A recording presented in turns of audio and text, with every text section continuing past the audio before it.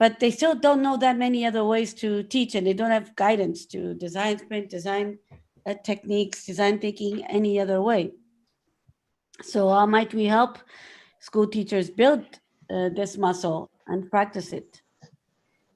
So mine would be, let me just go to the mural. That can be a little bit. I'm also showing it on the share. I'll summon everyone over to where I'm at. Yeah, okay. So the one I did was, most teachers are unaware and unfamiliar with design sprints or design thinking tactics. I meant to say techniques. They are looking for new ways to teach and interact, but don't know how. So how might we guide and empower school teachers to learn and apply design thinking or design sprint methodologies into their teaching methods? I think it's very similar, just shorter, just more concise. But basically, the topic is the same. We have the situation that they need new ways of teaching, new ways to interact.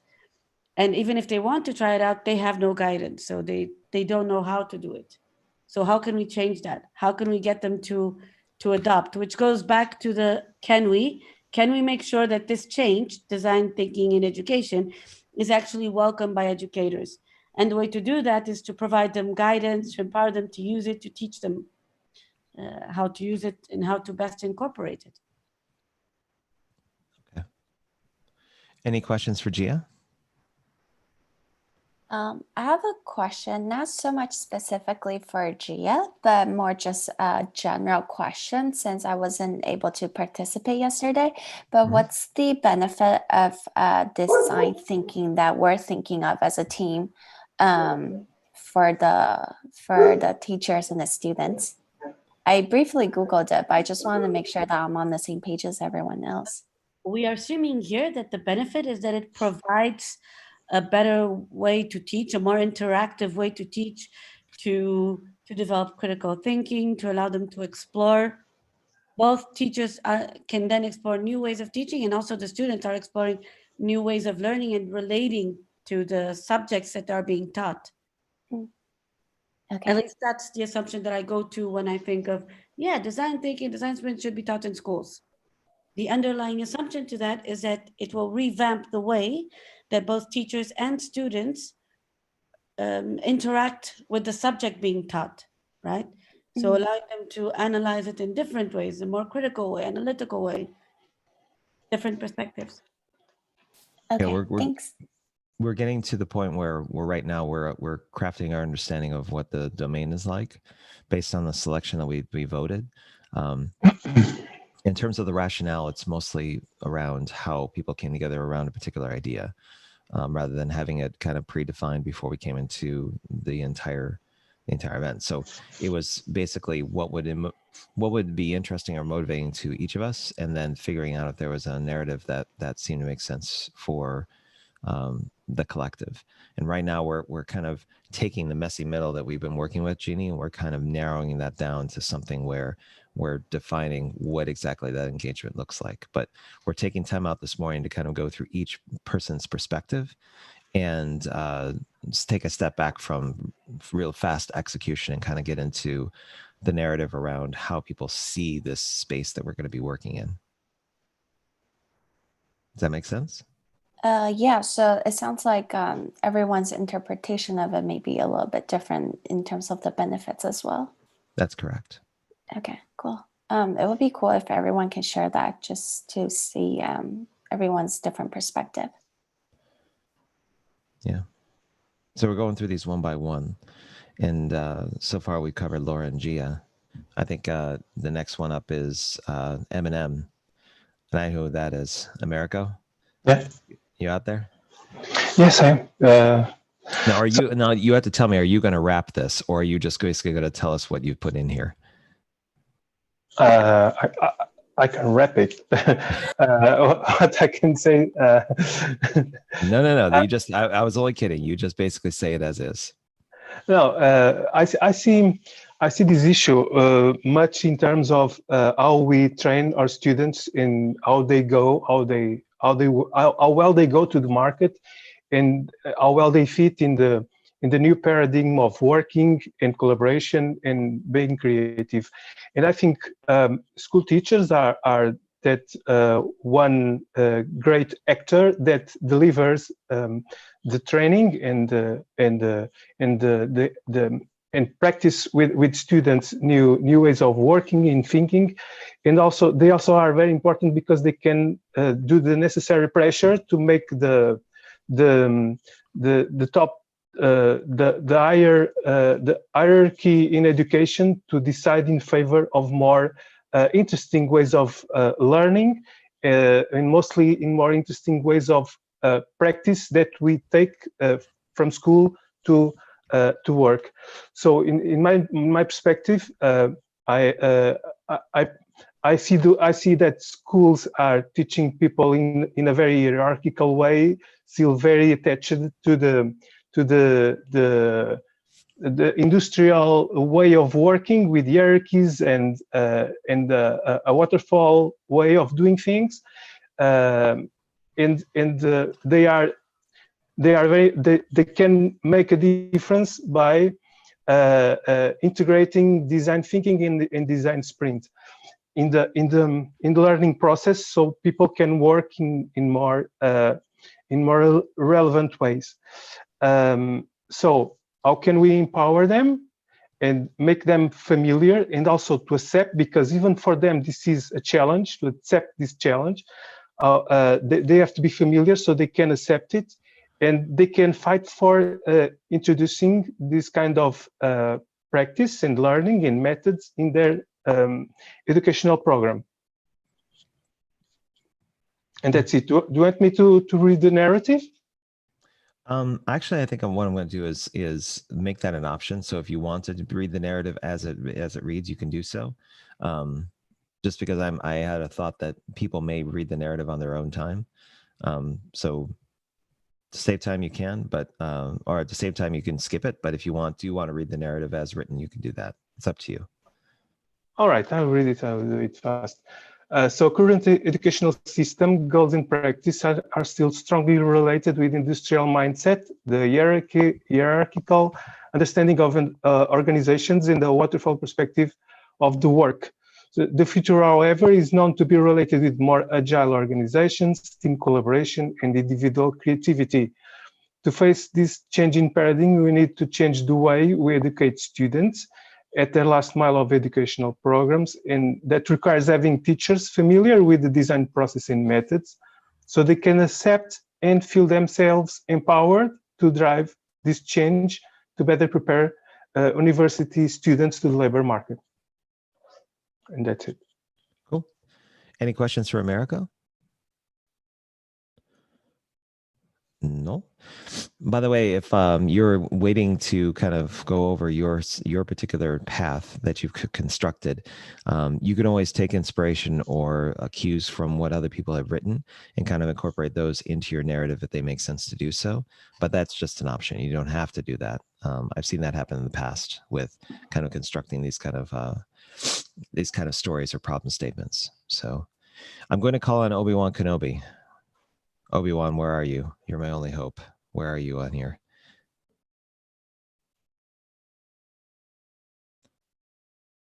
Obi-Wan does not want to speak up. Or does that person remember that they were Obi-Wan? Which is always a possibility. You forgot your avatar. That's totally fine. We'll skip it for now. We'll go to Yoda. I know Yoda's there. That's Marcus, yep. Correct? Correct. Okay. So I focused mainly on the most voted piece, but changed the audience and wanted to focus on the secondary school teachers and secondary school students. The other thing that I changed is that I said, look, actually the teachers are currently in a middle position. They have the problem that there are expectations from parents, and at the same time they need to do what the school authorities tell them. So that makes it really difficult for them. Because from my point of view, they are sitting between the chairs. And so the chosen how might we was how might we get design thinking, design sprints on the agenda of teachers and school authorities. And of course, most probably not all the teachers will be totally excited that they get new topic they have to teach. So we also need to make sure that this change of the agenda is also welcomed by the educators. So Okay. actually, that's what I also put in perhaps some more better words, hopefully, in the narrative. But Okay. Coming back also to Jeannie's question, I also see here the preparation for the professional life as one of the topics where design thinking and design sprints can help students get a different perspective on things. Okay. Cool. Thank you for that, Marcus. Anyone have any questions or clarifications for Marcus on what he's written here?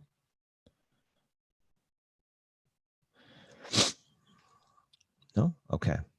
So I'm going to move on to, I want to say that's a Python, but I think it's a boa constrictor. I was wondering which one that was, but the snake, wherever you are, who is the snake? Yes, today I'm a snake, Gregory here. Okay, so okay, I'll building on what Marcus and Jeannie mentioned, and also addressing that another benefit of design thinking. So I would be also focusing on pain points that both parents and teachers have. So it's about the misalignment of what is taught and the future of work. And one of the aspects of one of the benefits of design thinking is that it builds a mindset and skill set of being a creator, creating stuff rather than just consuming stuff. See the world around you as malleable, as something that can be shaped by you.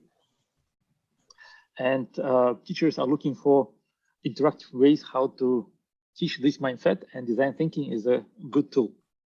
So my statement, if I put it all together, would be teachers are looking for engaging ways to develop in students' mindset and skill set of creators versus consumers.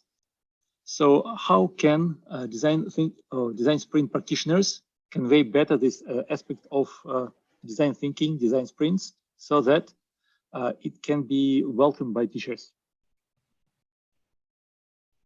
Okay. Thank you for that, Gregory. Any questions for Gregory on his statement? No? Okay. I'm calling upon the cat, the small meow where it starts off it's with me. university students. Hi, sorry for being late. Okay. So yeah, I started with university students. I believe that we have this problem where school authority doesn't understand what kind of benefits can there be in design thinking or design sprint as a method, and they are not aware, so it's not on the agenda. And I also think that in many industries that, for example, IT industry, but that's not all, the work is project-based, and in education, we don't have project-based methodology. So students are sitting in the classes, they passively take the knowledge from the teachers, but in job they are required to work differently. They are required to take a more active role. So I believe that design thinking, introducing design thinking into education, can close that gap between the way we teach children or young people in universities and what we require on the work market. So yeah, I think that I wonder how we can leverage design thinking methodology or design sprint technique to introduce the project-based approach into the education. And we also have to take into account that educators may not be happy about this, because they don't understand the benefits, and it's our role to show them the benefits for the students and for the education system. Good. Very well done. Does anyone have any questions for Alex? I have, it's a comment, but maybe also then can be a question for Alex. I have seen that through the narrative, there are two things to solve. And one, I saw it's engaging the teachers, convincing them and giving them the skills so they are able to teach design thinking or to use the techniques in their courses. And the other is to convince the school system or the university system to include it in the curriculum, right? So maybe the question to Alex is, what do you think is more easy to do? So what do you think, like, if there could be something that is the quick wins or from these two things that you feel, wow, the thing that you say, let's start here and then we can go to the other one. I can tell you how it was done with my university. And to be completely honest, and this is not the best approach, but it was done by money, because there was some grant for developing new way to educate the students, and our university was up for the grant. So they decided that maybe they will try design thinking, and they developed this course about design thinking and product design, and it turned out to be a great hit among the students. So I was one of the students in the first course, so we are kind of guinea pigs for that. Like laboratory rats, but yeah, it was very well received by the other teachers and by all the students. So it was done from top to bottom. So the authorities decided this is something good and we should introduce that to the system, and then teachers and students was just there passively taking that from authorities. But I don't believe this is the best approach. I believe it's easier to introduce this approach to the students and teachers by going around as facilitators and show them what they can do. So, for example, coming to the authorities to ask, of course, for the permission, but work with the teachers and students to show them the value, and then go to the authorities with their help, so they can put money.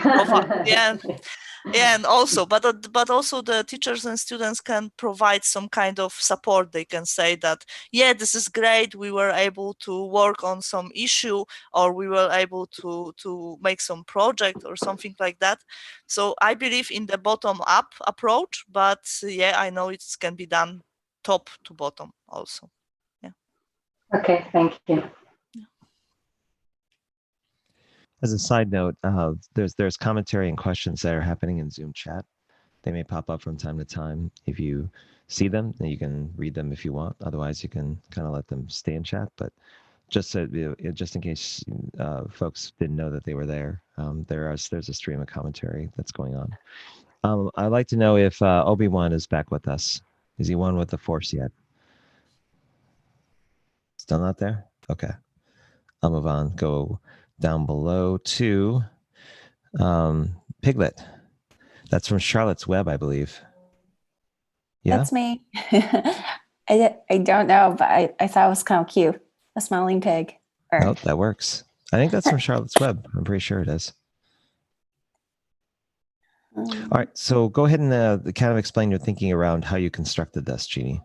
Yeah, so I picked the audience as university students. Part of it, thinking behind that was students are the ones that can benefit from the design thinking, design sprint process. And part of the reason I chose university students over secondary school students is that I felt like it's an audience that I can relate to a little bit better, given that we're doing a dash.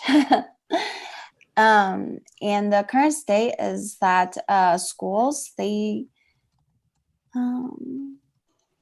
for the majority, schools don't seem to incorporate design thinking as part of their teaching, as far as I'm understanding. And part of the pain point is that teachers, since the school administration or authority, they're not requiring this, or it's not part of the curriculum, teachers are unaware about it.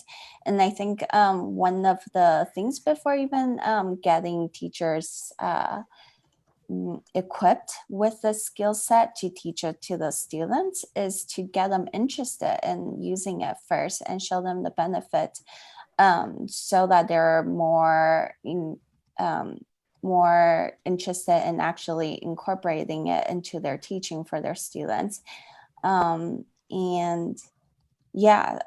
I think the can we part kind of goes into the how might we, which is getting teachers interested and welcome to use this way of teaching, teaching design thinking to their students. And for me, I think one of the main benefits from just briefly Googling it, since I wasn't too familiar, but was one of the search results that showed up on Google was a growth mindset. And I think that's really valuable for anyone in life. Okay.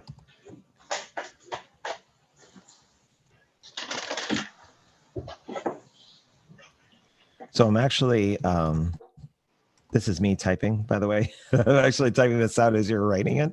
Thank you. Because I know that you're coming into this today. Let's see, I'm just constructing it for you. How does that look?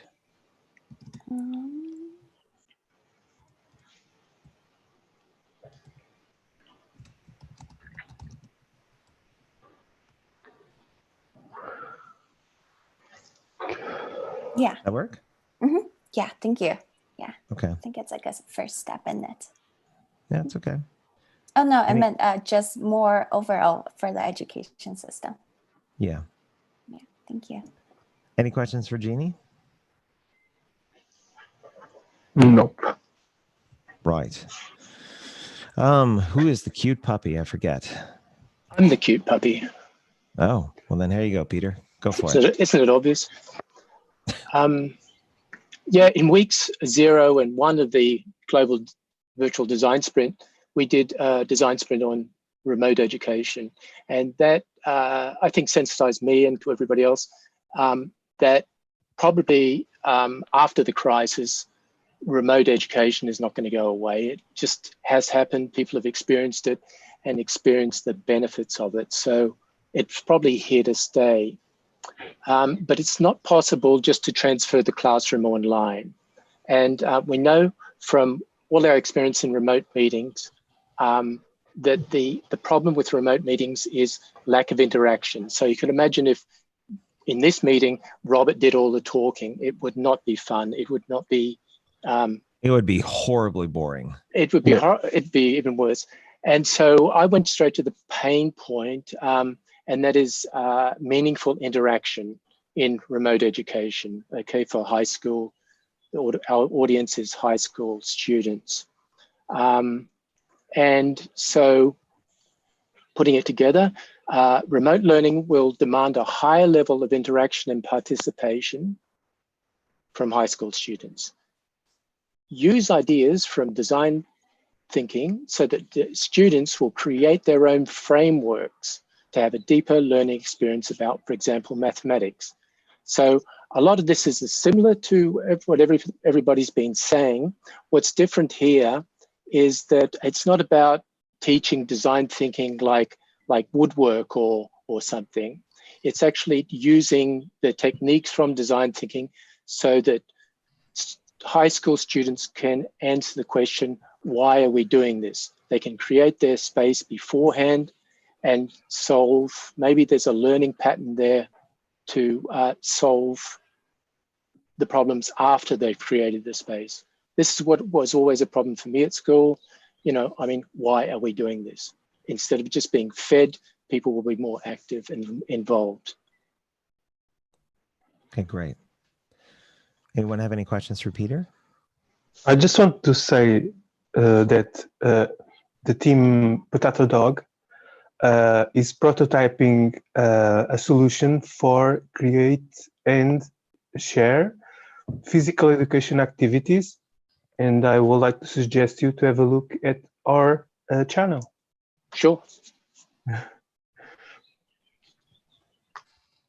And I just wanted to comment one thing, Peter. I really like what you say. It's not about teaching not only teaching as a subject design thinking, but about enabling teachers in any subject to use the design thinking techniques, right? So when you're studying history, that you try to solve history problems through design thinking, right? So, and then it's how you are changing the way you educate and the way. So I really like what you said, like even in mathematics, like in everything where you have human problems or problems might be worth solving, that they are trained to this new way of working. So I liked it.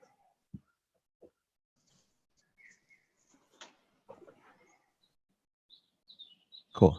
Thank you, Peter. I have another cat that's up, Meow 2. That's right below them. We start off with parents being the core audience. Who created this one? Yeah, that was me. So yeah, I began by thinking about the parents and really sort of that anxiety that they have in terms of not being sure whether their children are being groomed for the future workforce and how that is changing. And it's so different from their time, and all the uncertainty that students are facing today and not knowing what work will look like in the future. And so along with that, the current state being that school authorities are not necessarily thinking about design thinking as a way to have it on their agenda. So what can we do to make sure that those are things that become important, or the things that schools begin to think about? Because obviously there's a lot of benefit in terms of training students to be more creative, think about the problems in different ways as they enter into more complex spaces. And because it's pretty broad at the moment, I guess the can we to that is, what is the real educational problem that we're addressing here? And so that was really the thinking behind this. And now on hindsight, I'm wondering whether the audience is parents or it's actually schools. Yeah, but that was my thinking in creating the story. Okay. Oh, hang on.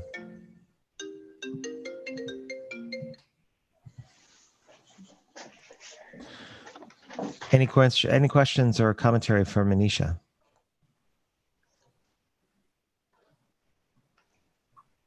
No? All right.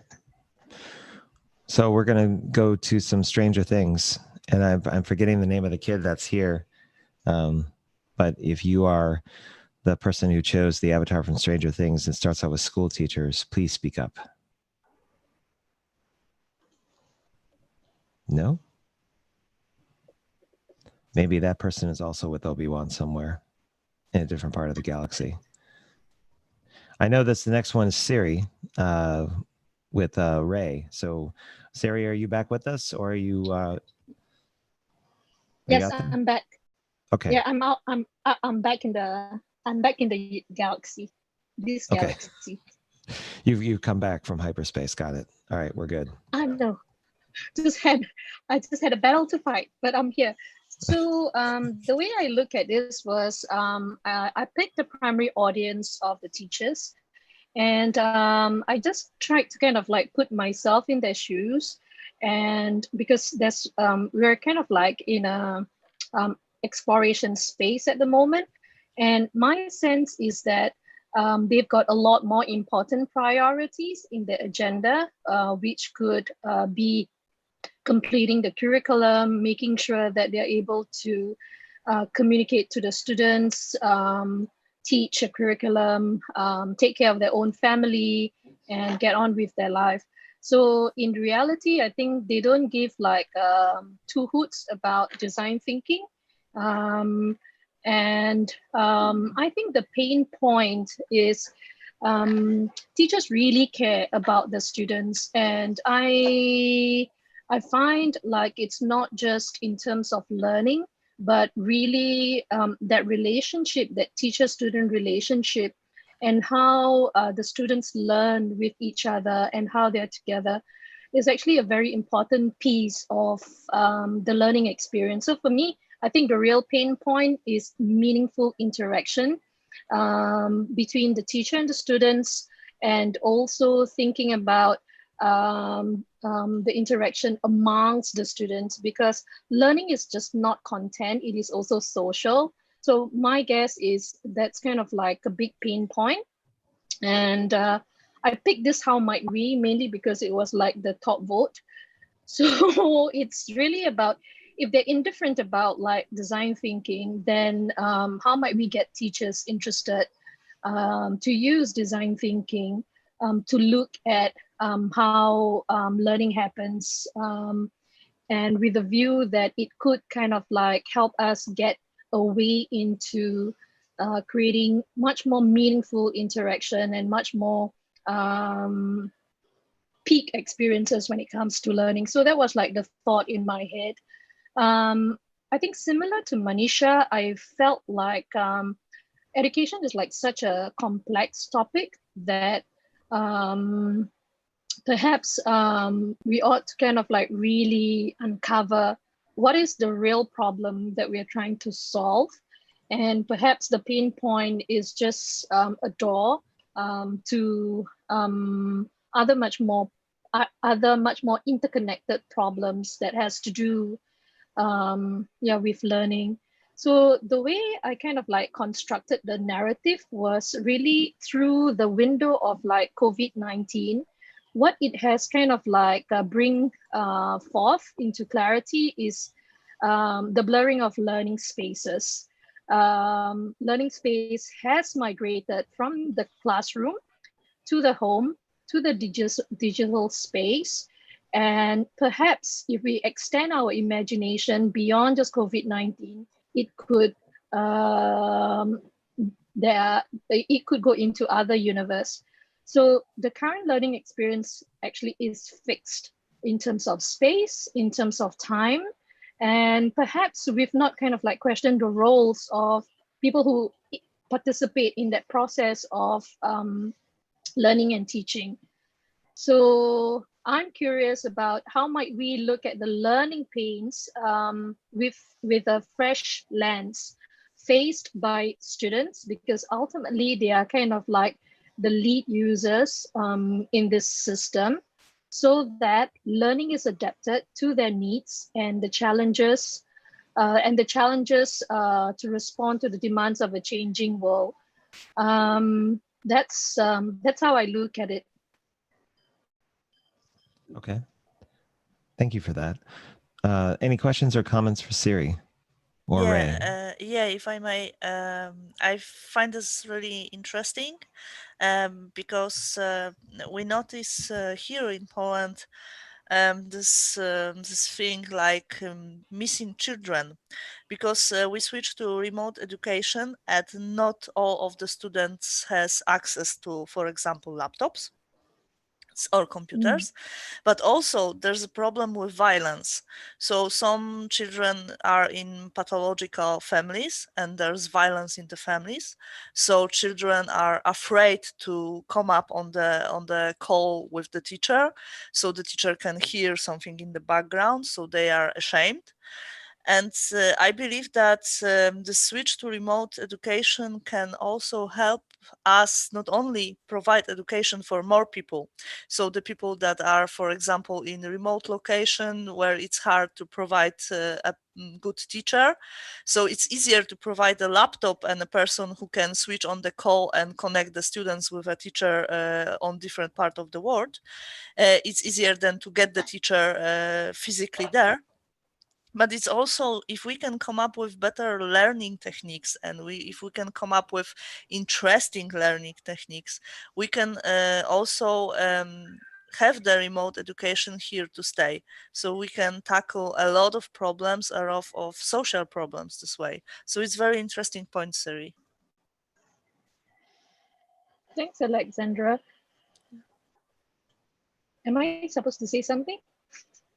I have no Thank you's comments. fine. No.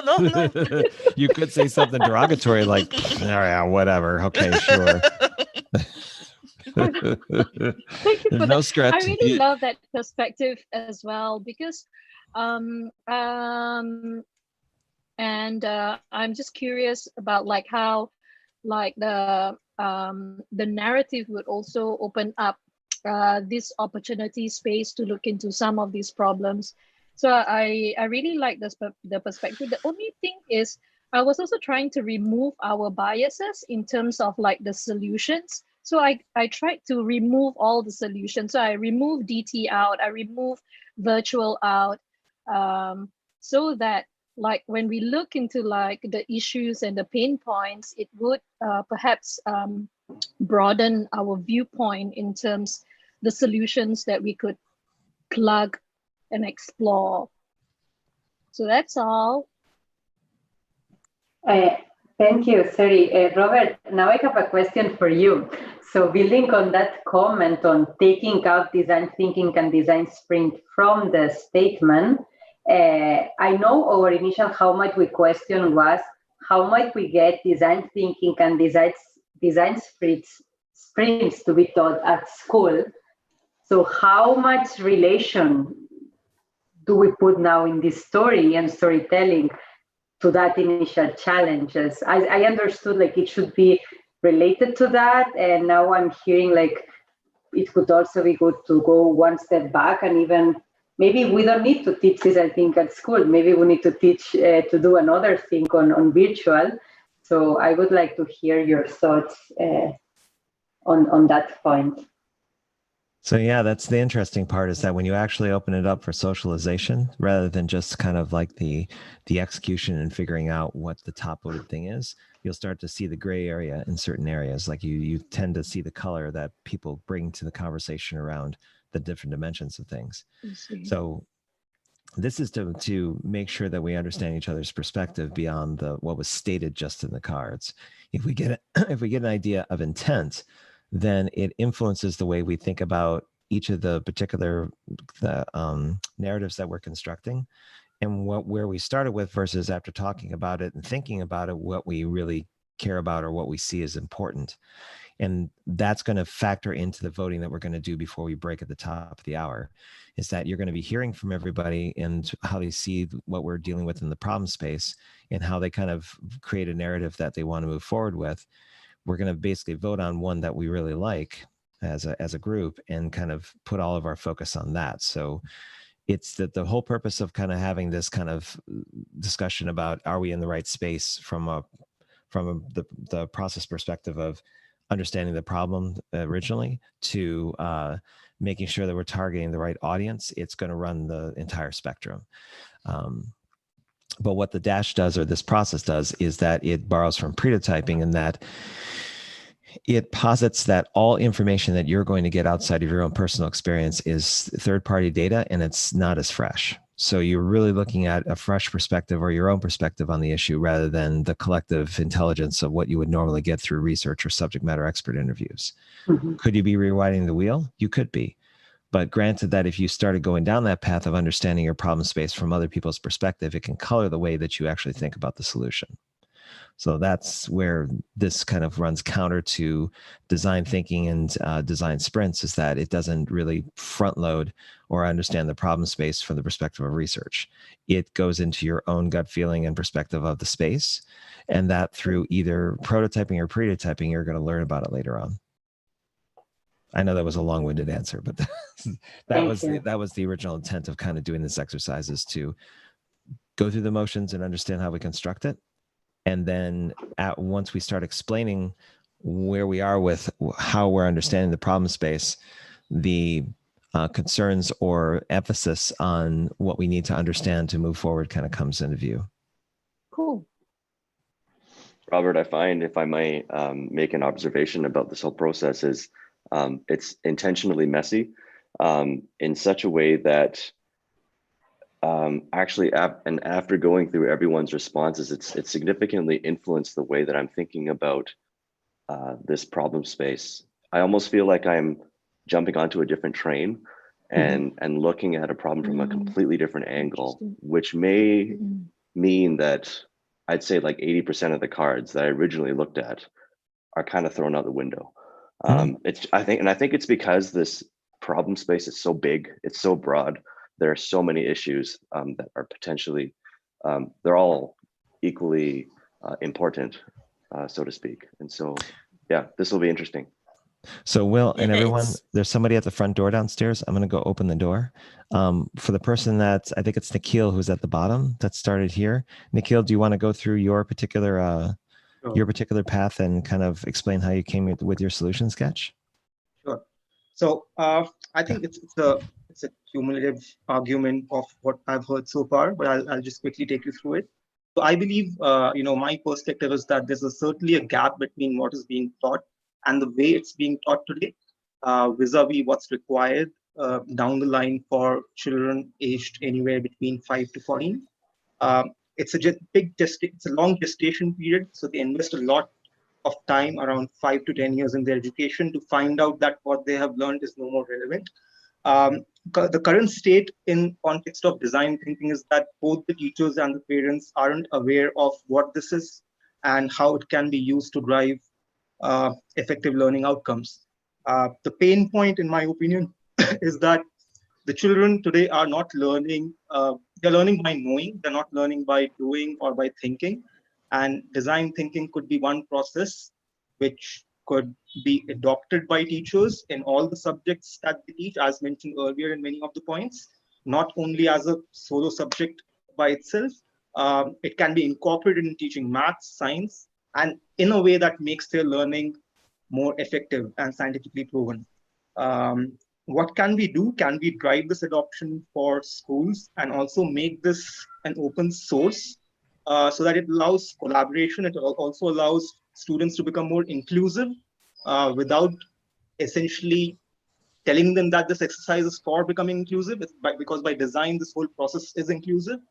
And it also helps in collaboration, and co-creation, because if it's open source, the whole content is created by the community itself. So it allows students and teachers to participate in making the content and building it up in a very organic way.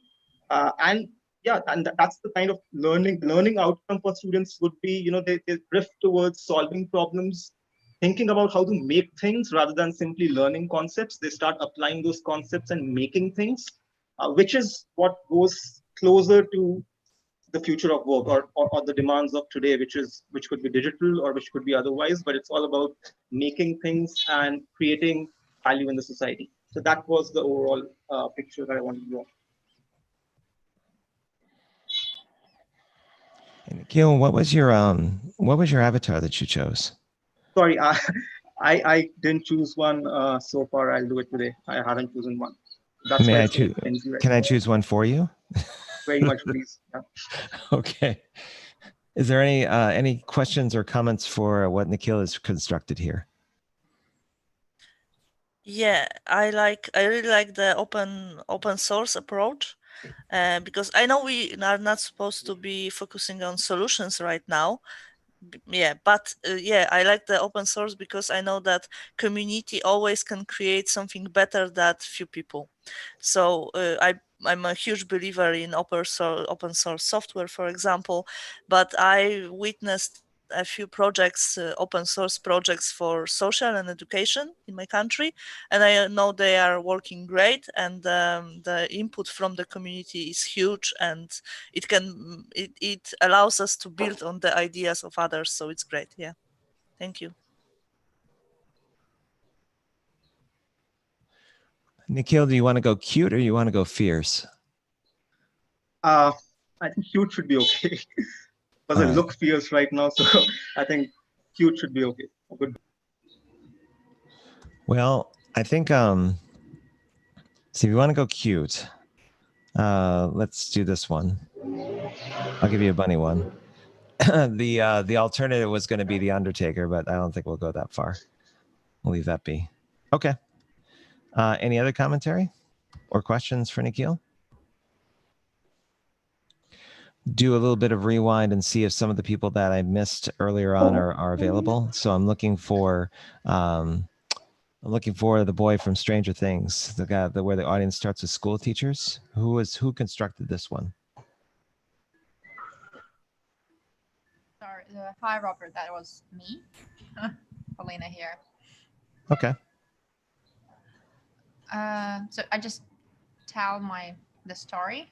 Yeah, kind of explain your thinking around how you constructed it, and then you know, how your narrative came together. Okay.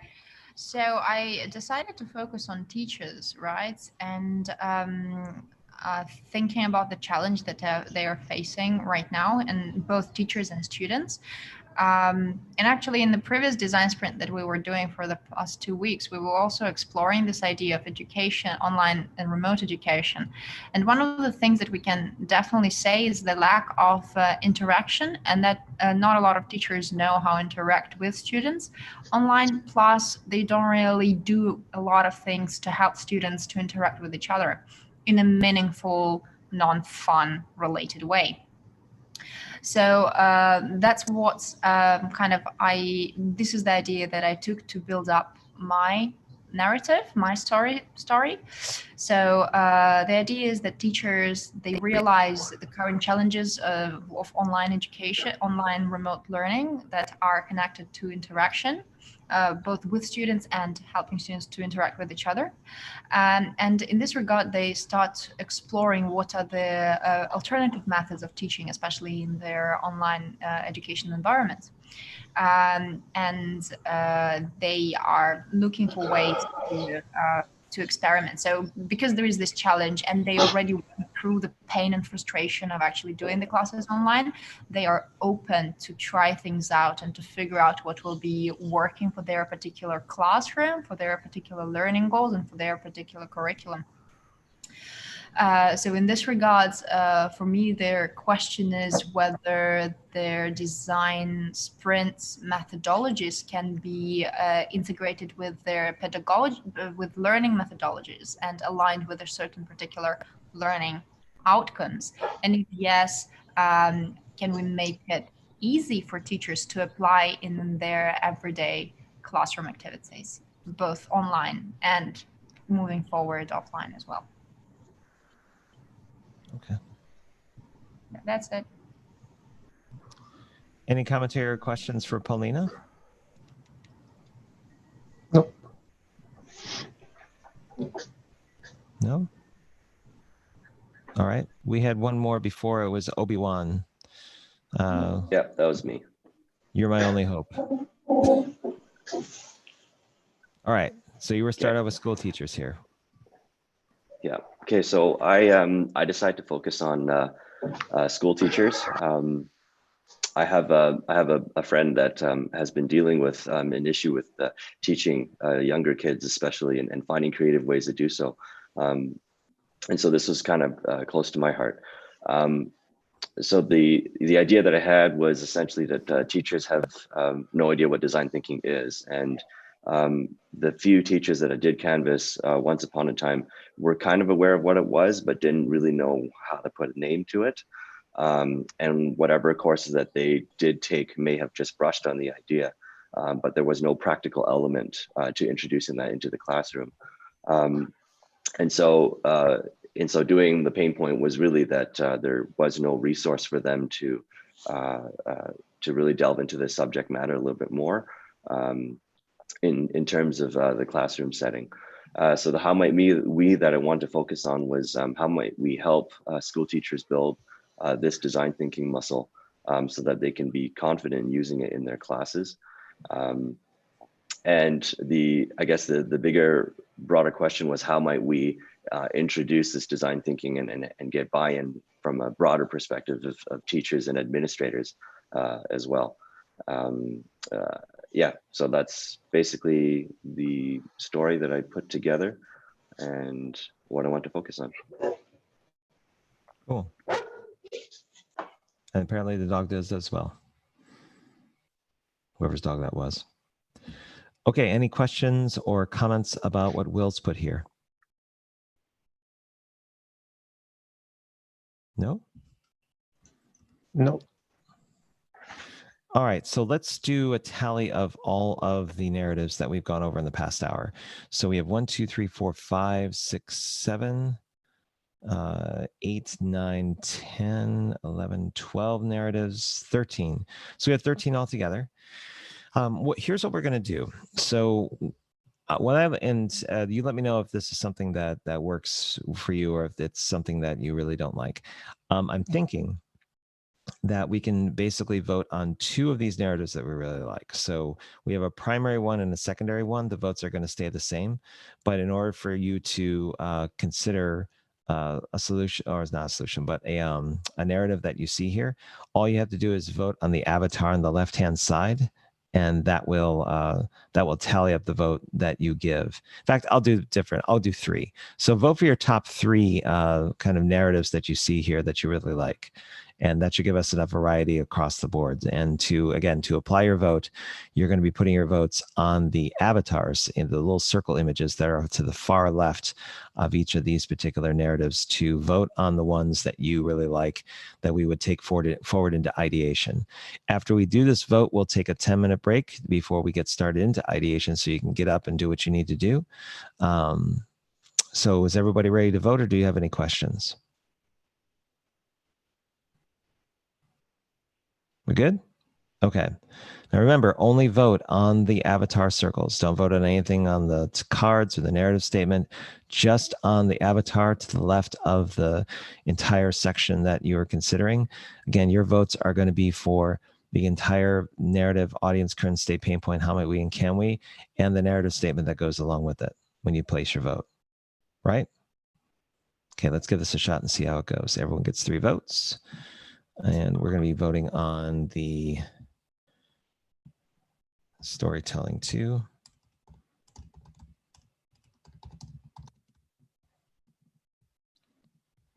Okay, have at it. And if you are observing, you're more than welcome to vote as well, because you've been probably listening in and seeing what people have been saying. So go ahead and start voting.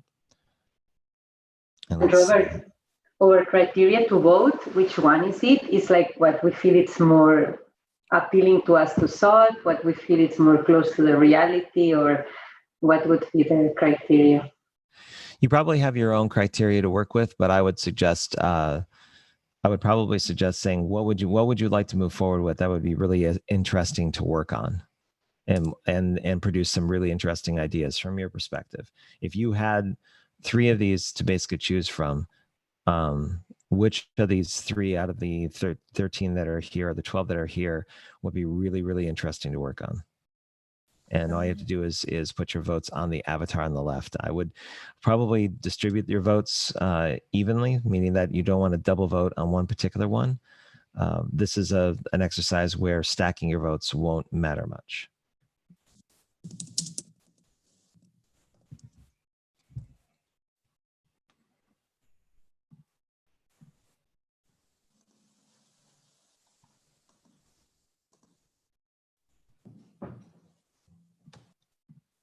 And I'll put the link up, as people are asking for it.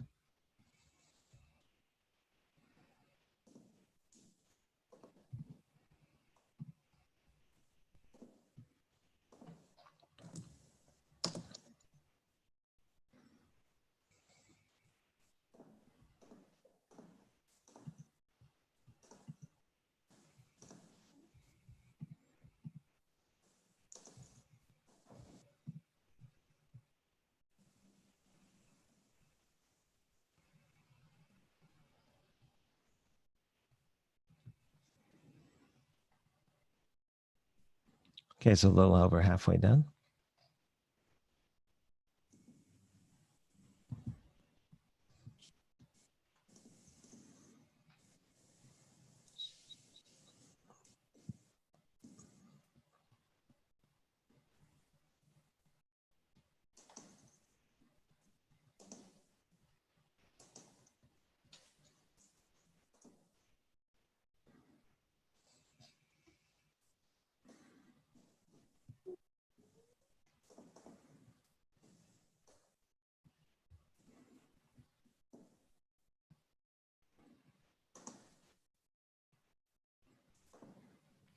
We're just waiting on Polina, a gorilla, a ram.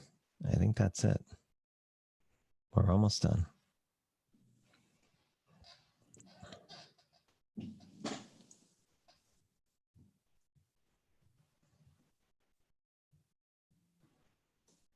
Okay, just the ram, that all-important last vote that's going to change the course and the destiny of everybody involved. No pressure, not on this ram. You can do it. Just that one vote.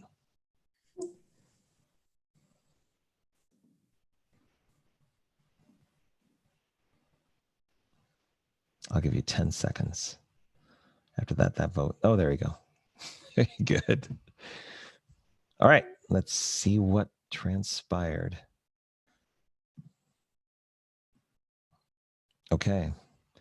Looks like, do we tally all the votes, that Eminem came out on top.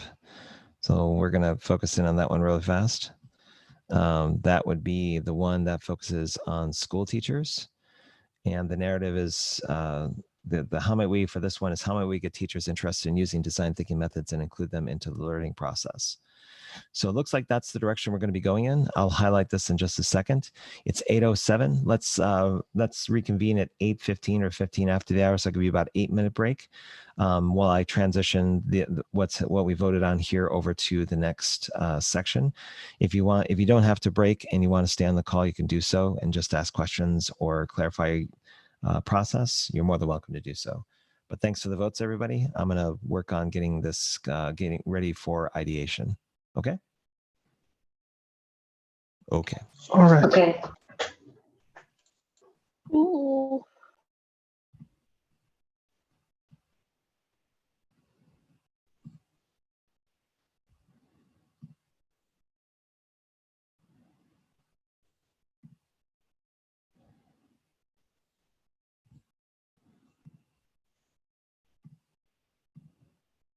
Hey, Robert, can I ask you a question? Go for it. So I was here most of yesterday, but I missed the end to go to a different sprint. The whole storytelling part of things, what is the purpose of this chunk of this kind of part of the sprint? So this part is to basically gain perspective from everyone else on how they see the problem. Mm-hmm. Sometimes this is called problem framing. The problem I have with problem framing is that it presupposes that we're talking about a problem when really we could be talking about something different. Right. Well, that's what I was going to ask you about, actually, because when I coming in like maybe a little bit out of context, it feels like, you know, we're talking about design thinking, but that feels like more of a solution than a problem. You know, just like coming from the outside, it feels like the way that it's being talked about is just sort of assuming that there's a problem and that design thinking is going to fix that problem. But like the context around it feels like it's a little bit more about, about the solution. So I don't know if there's a way, like, is there a way that figures itself out? Is there a way that like the problem floats to the top in this kind of a situation? It depends on so here's my personal answer is that it's going to highly depend on the topic you choose. If we're talking education, it's already been said that it's a very messy, fractal, complex, and probably infinitely multidimensional kind of topic, and kind of choosing one particular thing to focus on is kind of discounting the fact that that it's part of a moving mechanism. It's like looking at a car and only considering the hubcap.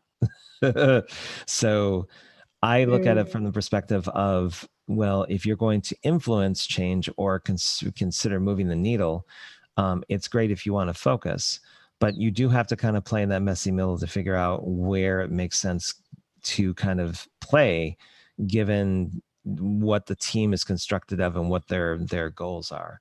So I've been purposely like keeping everything in the messy middle until certain points like this, where we kind of construct something that summarizes our understanding of where we can go forward with things. We just have options. So with this, it's still fairly wide open, but as we get closer and closer to like day 2 and day 3, we're going to get a little bit more defined around how we either want to engage the market or we want to get opinions from the audience that we're seeking to engage.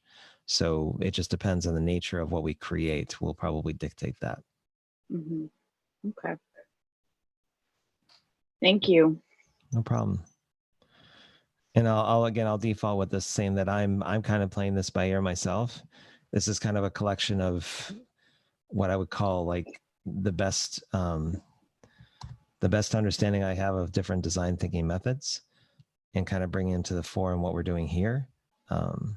So part of my answer is going to be, I'm not entirely 100% sure. I'm going partially on instinct, but the other thing is that it's not without experience. So I'm not just kind of putting right. But I welcome the narrative. I welcome people challenging, like, well, maybe we're not exactly, like Peter was kind of hinting at this before, is that we don't really have a firm foundation of the problem with where we're going with things. And I'm cool with that.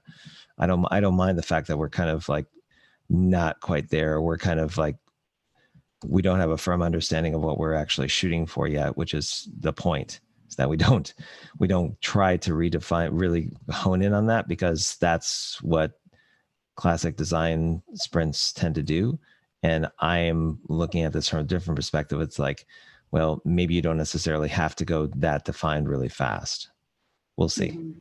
See how it plays out. Yeah, interesting.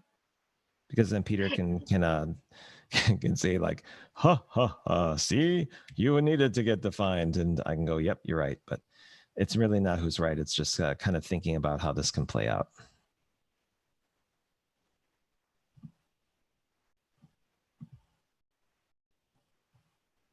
It does seem like, yeah, go ahead. No, what were you going to say?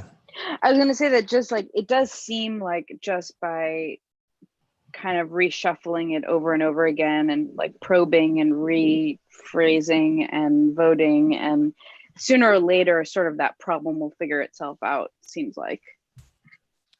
You start to land on something you're comfortable with because you know your options, is my thinking. If you know this, it's kind of like, if you go on vacation somewhere that you've never been before and you spend enough time there, you're going to kind of know, okay, this is the place I go to do my laundry. Like, this is the coin operated space that's not in downtown. It's not infiltrated by the homeless or by people who's going to hurt me. You kind of know, okay, this is where I go. And then they have quarters and they have the laundry detergent on site. Then you go, okay, for the sundries, for where if I need to get toothpaste, like where is within walking distance, is there like a small grocery store that I can engage with? This is kind of the same thing, is that we're in a new place that we haven't been before. We're just trying to figure out and navigate it, wayfind where we think things should go. I think overall it's quite an interesting approach. I mean, I think actually you challenged quite a lot the way we perceive problem framing overall. So I think that's why it's a bit also confusing, because there is this probably certain expectation or what problem framing should look like, or challenge framing should look like. And it's quite an interesting way to approach it. I actually, when I did the storytelling exercise, I was not really sure how many variety we can get, because there is like only like 5 digital cards. I was like, how much variety can you get? And then in the end, all the stories are so different. Yeah. And it still uses that same philosophy that people are okay with their particular ones not getting chosen, thinking that the collective is kind of, they're kind of moving on with something that they can focus on, what they're okay with. So it's still, that dynamic still applies. But I think it's important to get that spectrum, to Will's point, to get that spectrum of what are all your options are going forward to kind of move. That way you do have a storyline and it's in your short-term consideration. But as you move forward, you can try different things. Mm. I mean, what this is eventually driving at is like, do you want to just get opinions? Or based on your solution that you're thinking about, do you want to test the market with what you're doing? Like, what makes sense to do? So that'll be the interesting kind of break, is that some on the team will want to just basically stick with creating something and then doing user tests because that's what they know, versus, okay, what we're considering here has product potential or market potential. And before we put any time or expense into it, we're going to do some prototyping and see if the market would actually respond to our idea. And if it does or doesn't, one way or another, just like design sprints, you're going to learn, but you're going to really learn based on what the market says, not necessarily what other opinions of what people say. People, the phrase that I say over and over again is that it's much easier for people to open their mouth than it is to open their wallet. So if you really want to get a perspective of whether or not your idea is going to prompt people to put skin in the game, a personal email address, a donation, volunteering their time, you really try to sell it at the same time that you put it out there. And part of this process is going to be constructing that narrative of experiments that you can try with prototyping, or you can basically go straight into normal kind of, okay, you have your solution sketch. Let's get the storyboard together. Let's create a prototype that focuses on a particular point and get some people to talk to about it.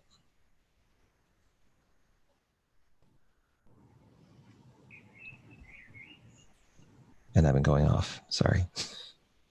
Yeah, I'm kind of thinking, on the one hand, it seems so close, but then on the other hand, it's just two very different levels of approaching things. And I don't know, there is this expectation that something should be ready to go out into the market, right?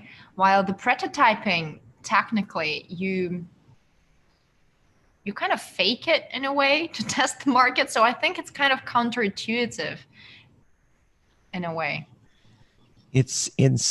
I find that when you do prototyping and you test, it's a conversation ender, because you have finality. You have, to a certain extent, to one dimension of it. So for our Bonobo learning system that we did in our previous sprint, and Jeannie was part of the team, we actually, out of the 15 people that responded to an inquiry on LinkedIn and Facebook, out of the 15, we had 3 people donate their email address and 3 people donate $5 as to continue to fund the project. And we probably could have had more, except I found out there was a glitch that I put into the form that didn't allow people to put in to donate because the form logic was incorrect. So I would, if we were really interested, I'd rerun the experiment. But that was market proof that there was something there, but then it was the interpretation of the team to say, where do we actually go with this? So if we would have continued on an iteration, then we probably would have done more experiments. But from the time that we had and the team that we had, I think that one impression was enough. And it was simple to do. It took us maybe a day to kind of collectively get everything together between design, screens, and copy, and the form, and then advertising on our networks to kind of turn that around. So it worked well for us, at least in the team, but Jeannie can speak to what her impressions were of it, if it's totally different than mine. I mean, Jeannie, what did you think of what happened with prototyping in our team? Sorry, I'm just chewing here. Sorry. In terms of the prototyping, I think kind of what Robert was saying, the result definitely showed that there was something there. I just felt like we needed to test with a bigger audience to really know whether or not there really is, or to like really validate the market. It needed a little bit more time to be spent on it, but did you feel like it was lightweight enough? Like we were actually like working within a framework that we didn't have to do a lot of work to get some reaction from the market we were intended to serve? I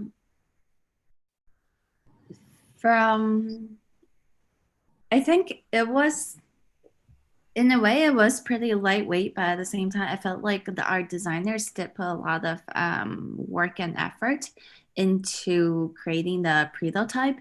I did like the way that I did like the concept of prototyping because then we got data from a bigger audience than a typical design sprint would. But in terms of the amount of effort, I felt like it may have been equal, but minus perhaps the copywriting and the, thoroughly thinking through the design itself. Got it. Okay. So just basically that the effort was just distributed differently. Mm-hmm. Okay. Yeah.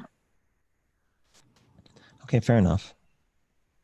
All right, so if everyone's back, I gave you a little bit of extended break, but at the same time, I also talked over part of it. So let's get right into step 3, which is generating a lot of ideas. So we have our audience, their current state, the pain points they are experiencing.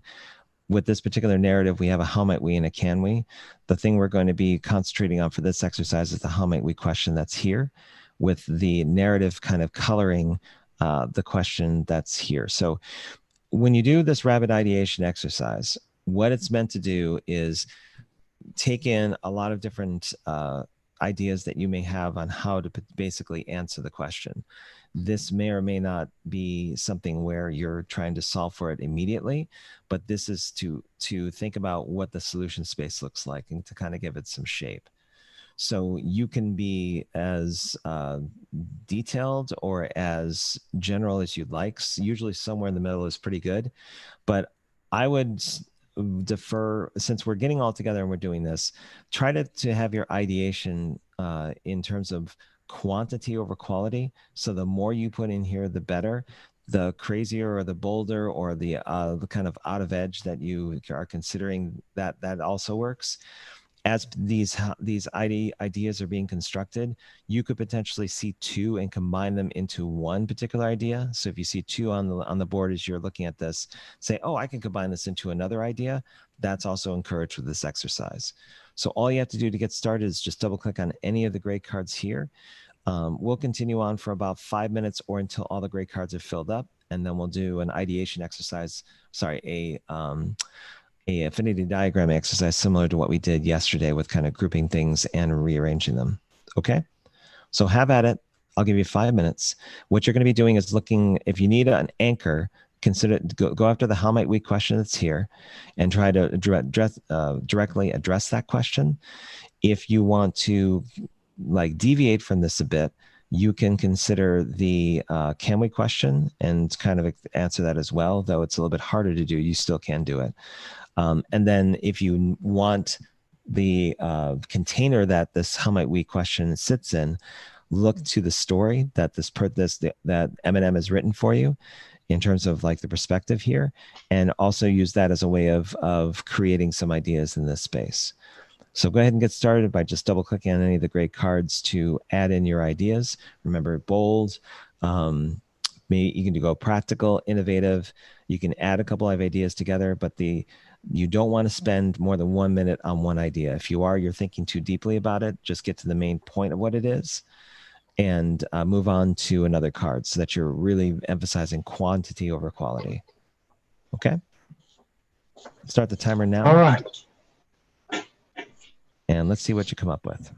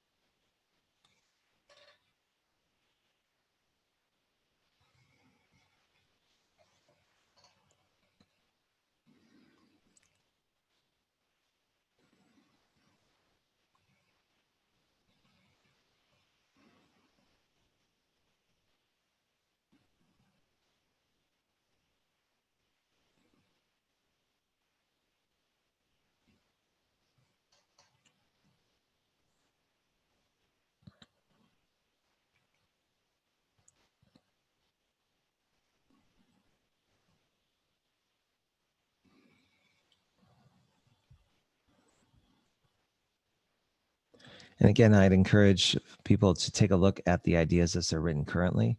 What you can do is kind of take two that you see and potentially combine them into a new idea.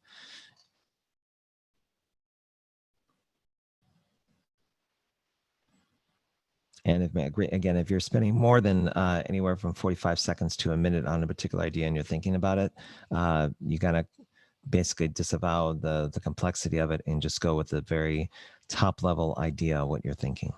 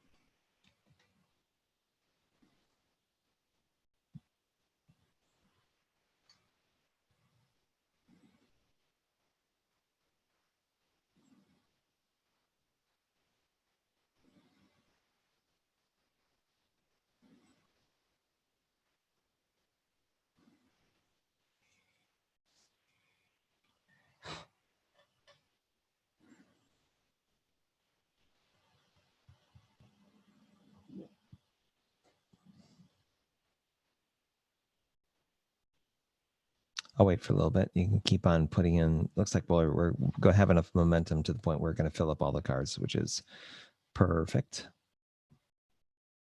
I'll just wait until that happens or we're getting close. These last few, you can make them really out of bounds crazy if you want, or if you can make them like seeing way into the future as where this could go and answering that question. But no extra cards, please. Just the ones that are there.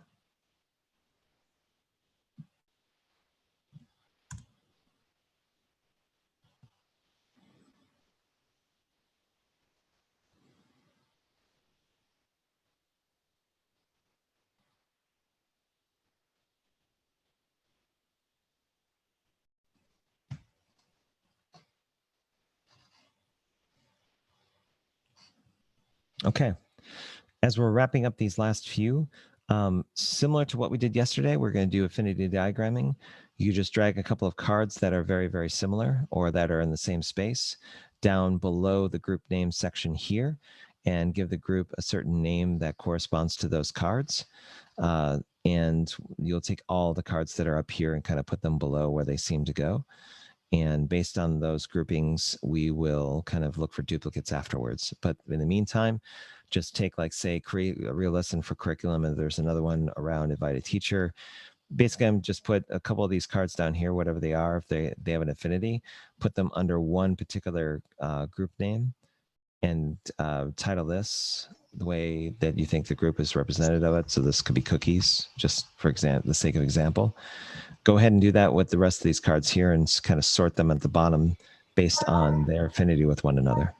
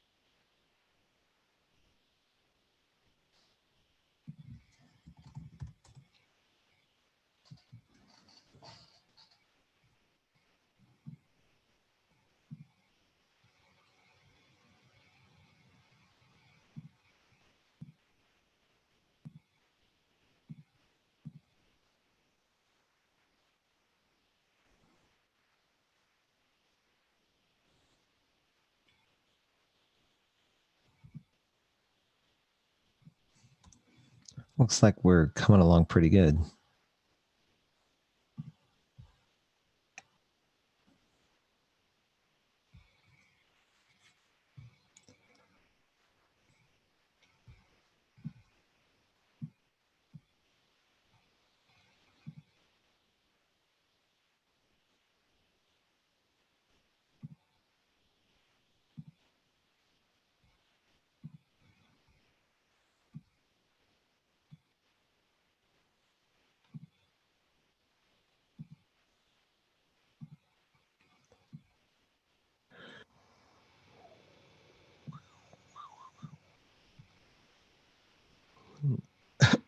Excuse me.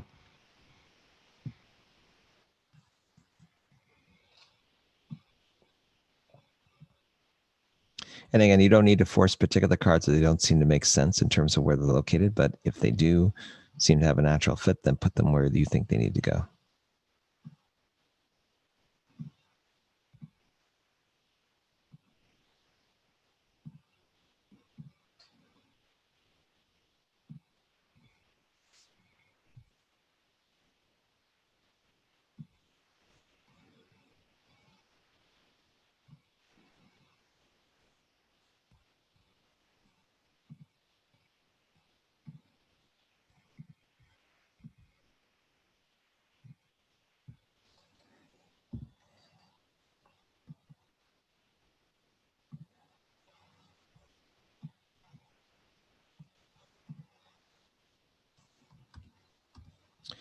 So for tools underneath here, it looks like we're getting to about 12 or 13. You might want to break that up into 2 different categories because it seems like it's a bit long. It probably could stand to be like a subcategory with some of these cards basically belonging to that rather than having it as long as it is. So if you're feeling daring or feel like you can create a new category over here on the right, please do so and drag some of the cards that are in this 12 stack over to the right-hand column here that doesn't have a name yet.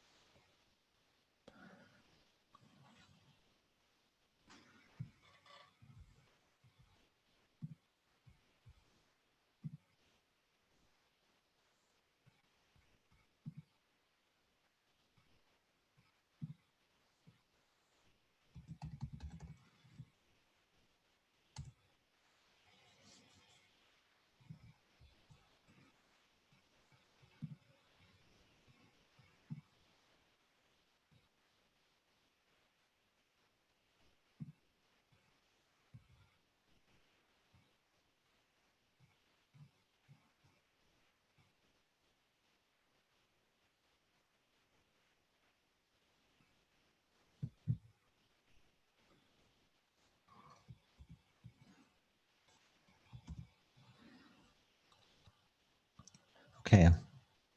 Looks like things have pretty much come together there. Let me, hang on.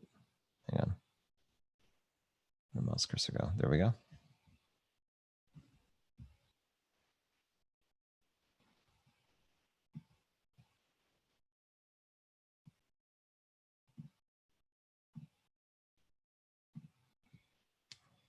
Okay. So while we're kind of doing some last minute refinement, what I'd like to do is search all the categories for duplicates and see if there's anything there that we need to kind of consider either removing or putting to the side since there is a duplicate involved.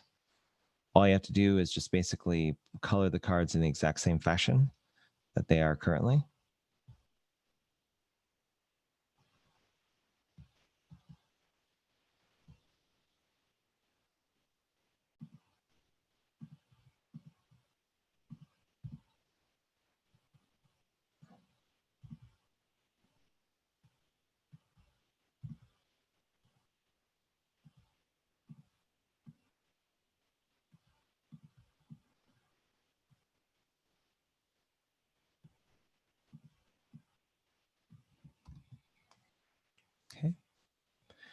We're not finding any duplicates, it seems.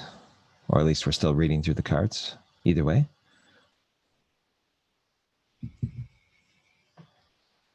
Give another minute to see if we can find any duplicates before moving on.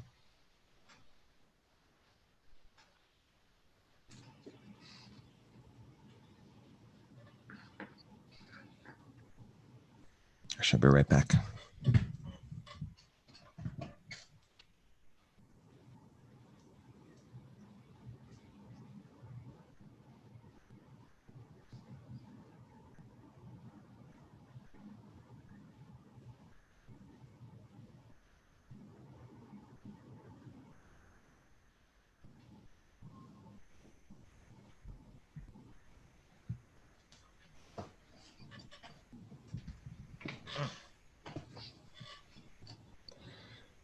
Okay.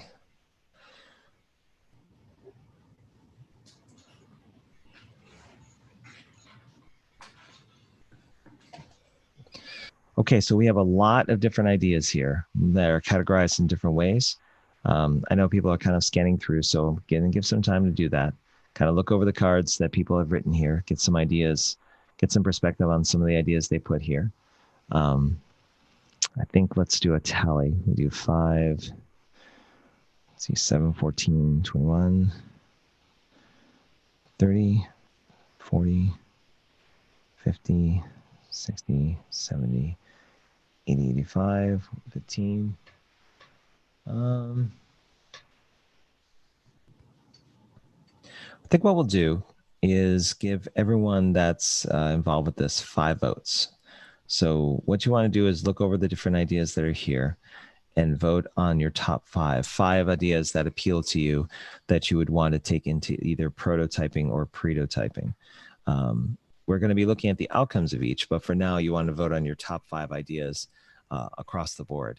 You do not want to vote on the category cards. You want to vote only on the gray cards that you see here. Okay. So 5 votes, you can put them anywhere you like. I would not recommend stacking, but just basically putting them on 5 different cards that you read here on ideas that appeal to you. So I'll start a voting session. Do 5 votes per person. This is all about ideas. Go ahead and put those on any 5 particular gray cards that you want. No one will see your votes. To vote, you'll have to do is click on a card to place your vote and shift-click to remove it.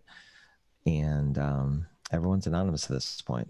I'll just keep track on who's voting for what in terms of like the number of votes that are down. So Nikhil already has 2 votes down. So does Peter. So does Gia.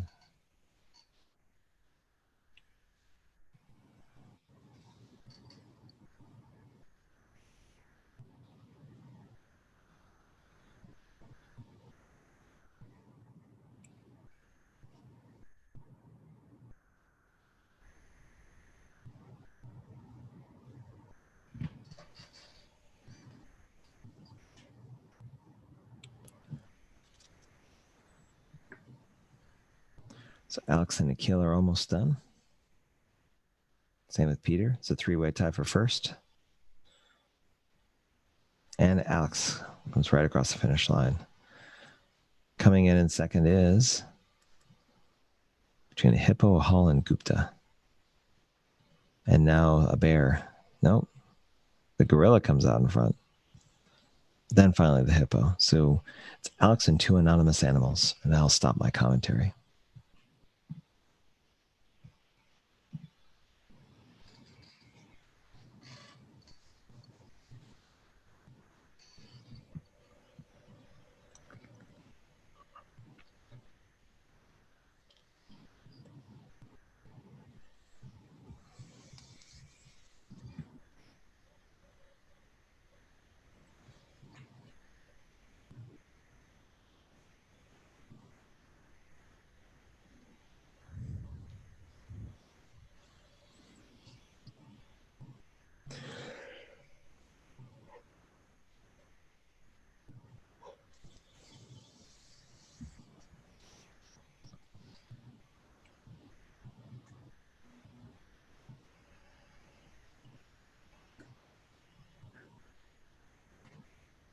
Okay, we're nearly done with voting.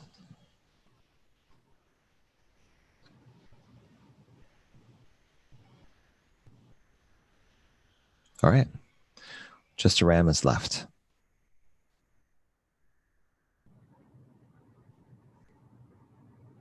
Anonymous Ram is taking their time to make sure they vote on the right one.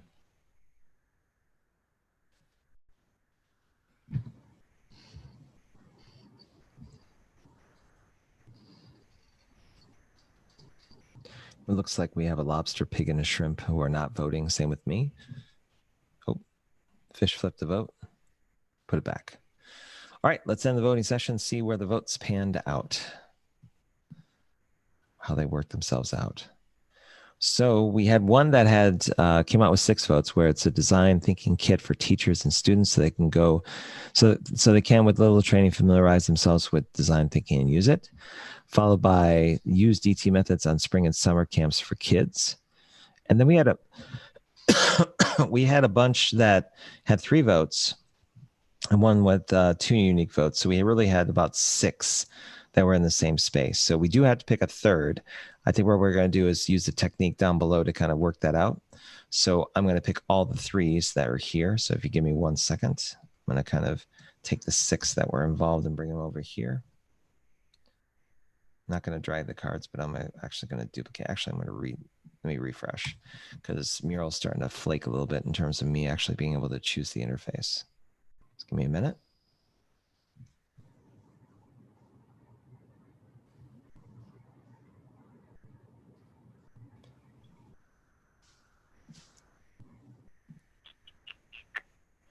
Okay.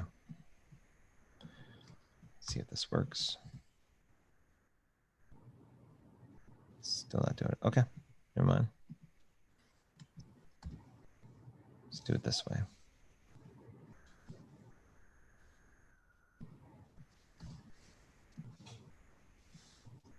And if you notice if I'm missing a card, you can let me know, but I think grabbing them all so far, and this is just for the 3s.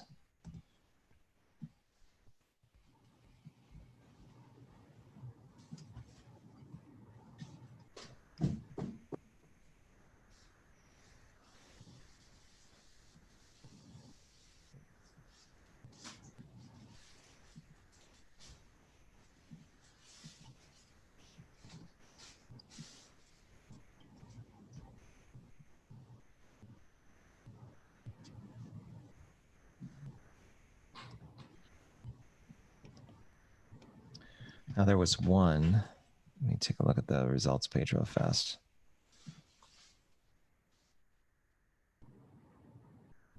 Okay, develop short DS template. So you don't want to drag the cards that have the actual votes over there. You want to kind of leave those where they are. There we go. So this is the one that's out. Okay, so let me take this. I'm going to bring it down below here. I'll gather everyone to my view in a second. But if you're familiar with how we've done these in the past, then this is going to look really familiar with you and you know the deal. But for those that have never done this before with arranging things by interest, we're going to go ahead and I'll explain what we're going to be doing. Uh-oh, how is there 7? Suddenly there's 7. Oh,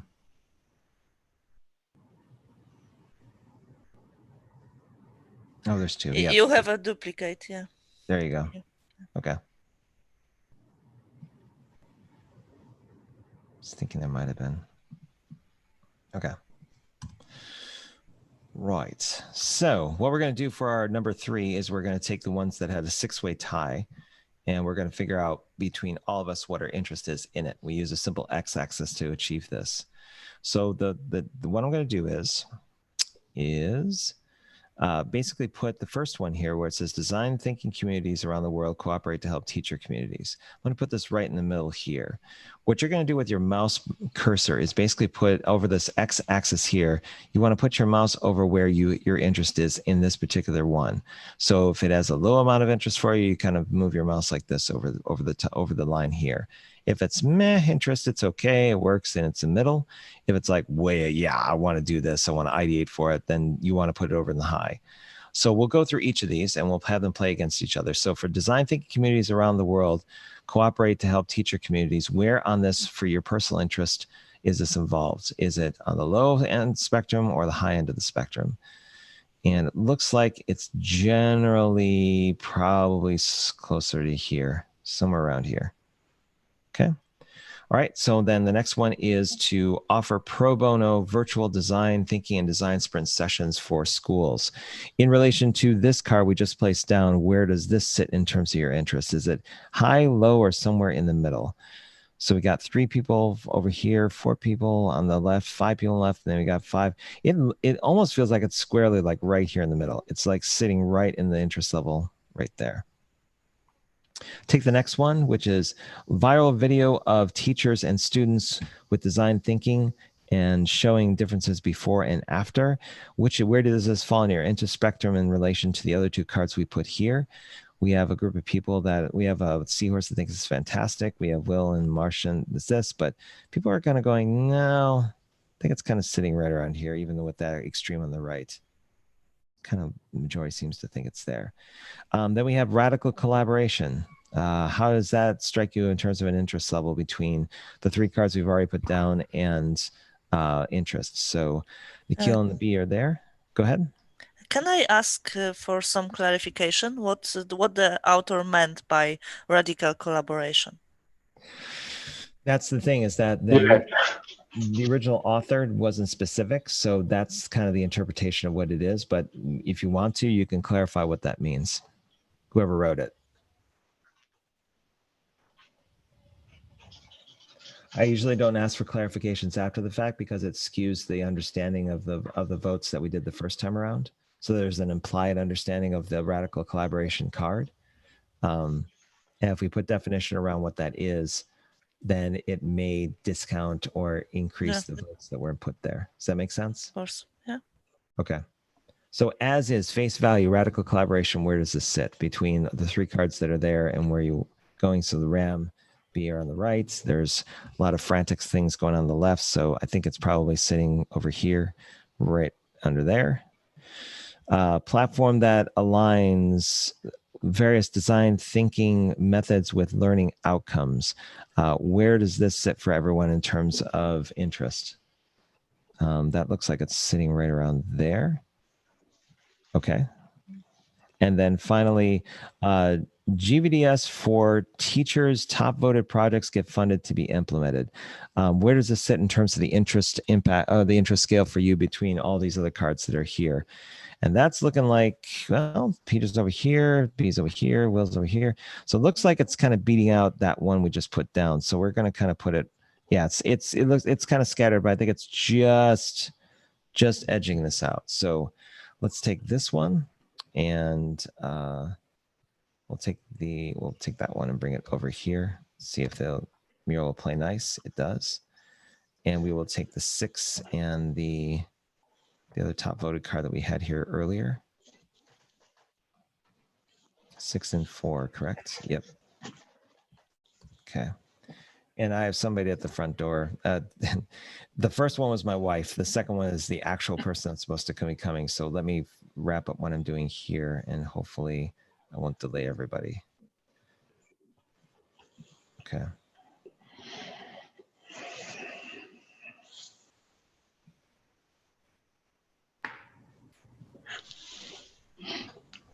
Give me 1 second. I'll move this over. Okay. So Design Thinking Kit is going to be in the blue card. The Use DT Methods is going to be on the gold card. And the GVDS for Teachers is going to be on the green card. In this exercise, what you want to do is start thinking of outcomes, the various outcomes that go into each of these particular ideas. So these can be different kinds of ideas depending on how you see, or different kinds of outcomes depending on how you see them. There isn't just a one-to-one kind of relationship between the two. So what I'd like you to do in the next minute or 2 minutes or so while I'm downstairs kind of working on something is go ahead and put in the outcomes that you think would be ideal for these ideas and they can be all over the place. They can be metrics, they can be like something that builds upon something else, but these are going to be all the different outcomes that if this was to come to fruition, like this design thinking kit for teachers actually came, was realized, what exactly are the outcomes and all the different outcomes that can result from this being coming to life. So while you're thinking about those outcomes, go ahead and double click on any of the cards to document them. And I'll be right back because the doorbell just rang and I'll grab it real fast. So give me a minute. I'll be right there.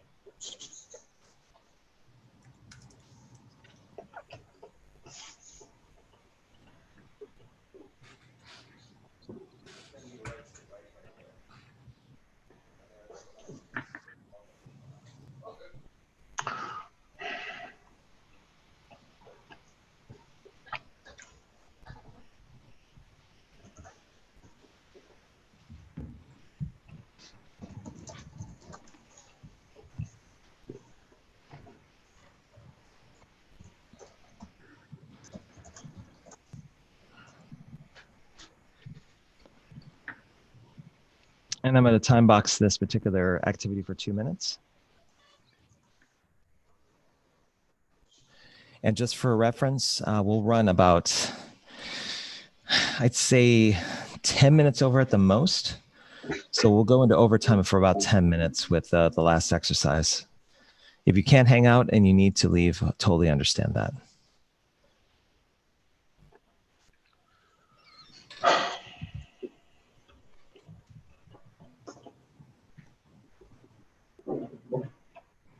Robert, are we focusing only on the first or we do the three? That would be all three. So an outcome for the gold idea, outcomes for the green idea, and outcomes for the blue idea.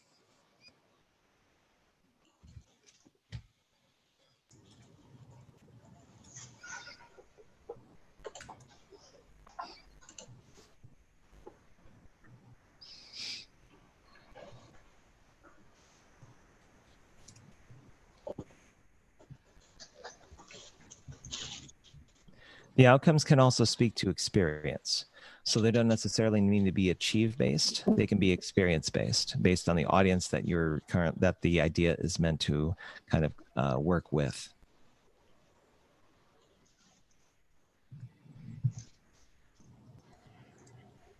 And that's actually an important point because it's not just metrics. It's about like, it can be a dimension of feeling or a dimension of like easing of frustration or stress.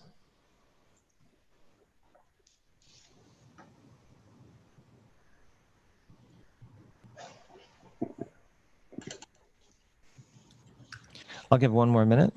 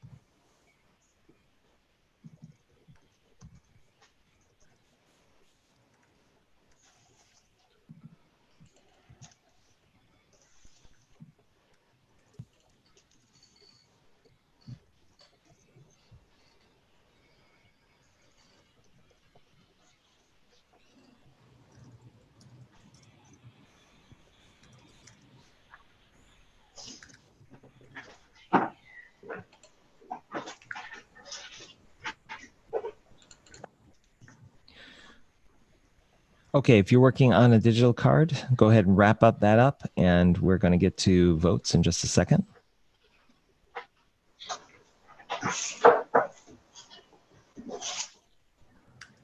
If you do happen between now and the short pause, if you do see a couple of cards that are duplicates, then just color them. Otherwise, I'll assume that these are probably dimensions of different subjects. But yeah, go ahead and look for duplicates really fast.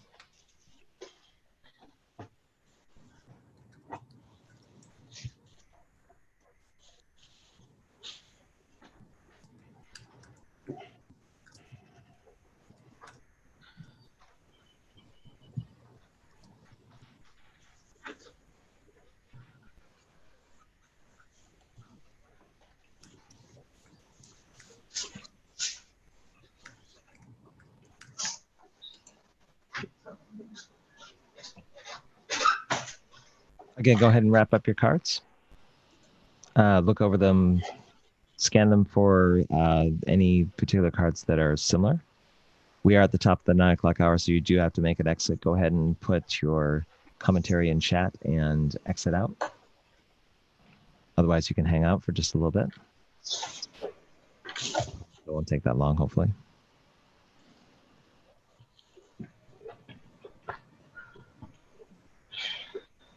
Okay. We'll do another round of voting. This time it's going to be, you're going to be voting on the top 3 outcomes that you see in each section. So you'll get 9 votes altogether. 3 votes for the blue section, 3 votes for the gold section, 3 votes for the green section. You don't have to use all of your votes if you don't want to. If you're only keen on one particular outcome, then just use 1 vote. That's totally up to you. But this is going to kind of center on where we see these ideas kind of going, what particular direction they may head that's interesting to us. So I'll gather everyone over here real fast, and we'll start votes for this. Remember, it's going to be 3 votes per section, like per row of answers. You don't want to vote on the colored cards themselves because those are just your anchors to generate what you had just done. So these are going to be the outcomes. And again, it's going to be 3 votes per section. Put those on 3 different cards if you could, rather than stacking them on any particular one. And we should be good to go. But again, don't vote on the colored cards. The U design kit for teachers and students, so they can, with little training and so on. Just vote on the gray cards themselves. 3 votes per section.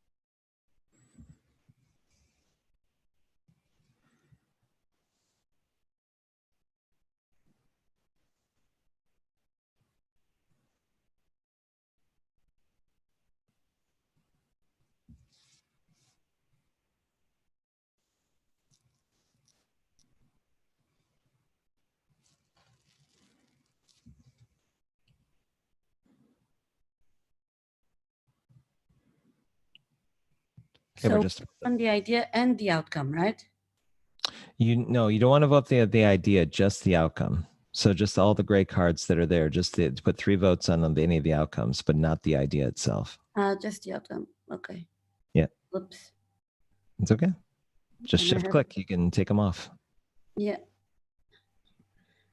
Because When by voting on the outcome by proxy, you're kind of implicitly also voting on the idea too. no, sometimes the 2 ideas can give the same outcome. It's true. But if your vote is placed in the row that has, like, say, all the blue card in it, then any of the 3 votes that you put there would imply that you're kind of associating the outcomes that you vote with for that particular idea. Okay, so Even though it's evenly distributed. Yeah, okay, so only on the gray cards. Let me just remove them all.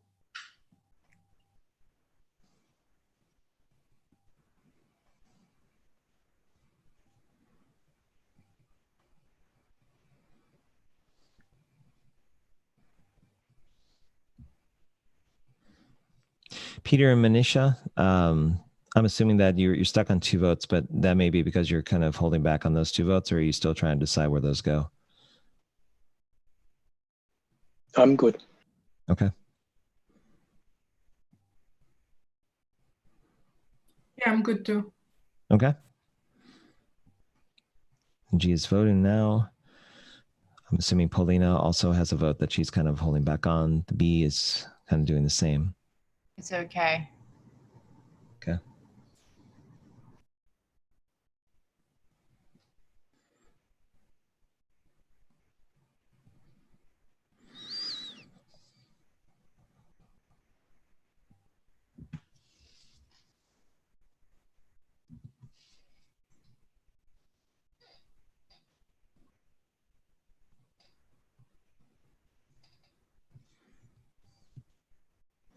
Okay.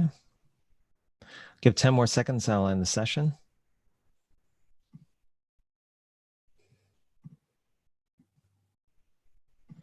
Okay. Let's see how the votes turned out. So go for more of a heat map view. For the design thinking kit, there were some very close ones. The tangible kit one seems to have edged out, and then there's a couple of 6s for teaching kids how to solve design problems for a 1-week scheduled summer camp. And then there's a clear one for the green one. So while I'm kind of sorting all this out, if you could, over here on the right-hand side is our final exercise. Down here where it says circles of interest under step 5, go ahead and put your name in a circle, in a blue, a gold, and a green.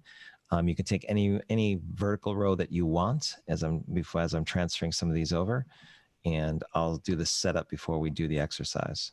Just give me just 1 second.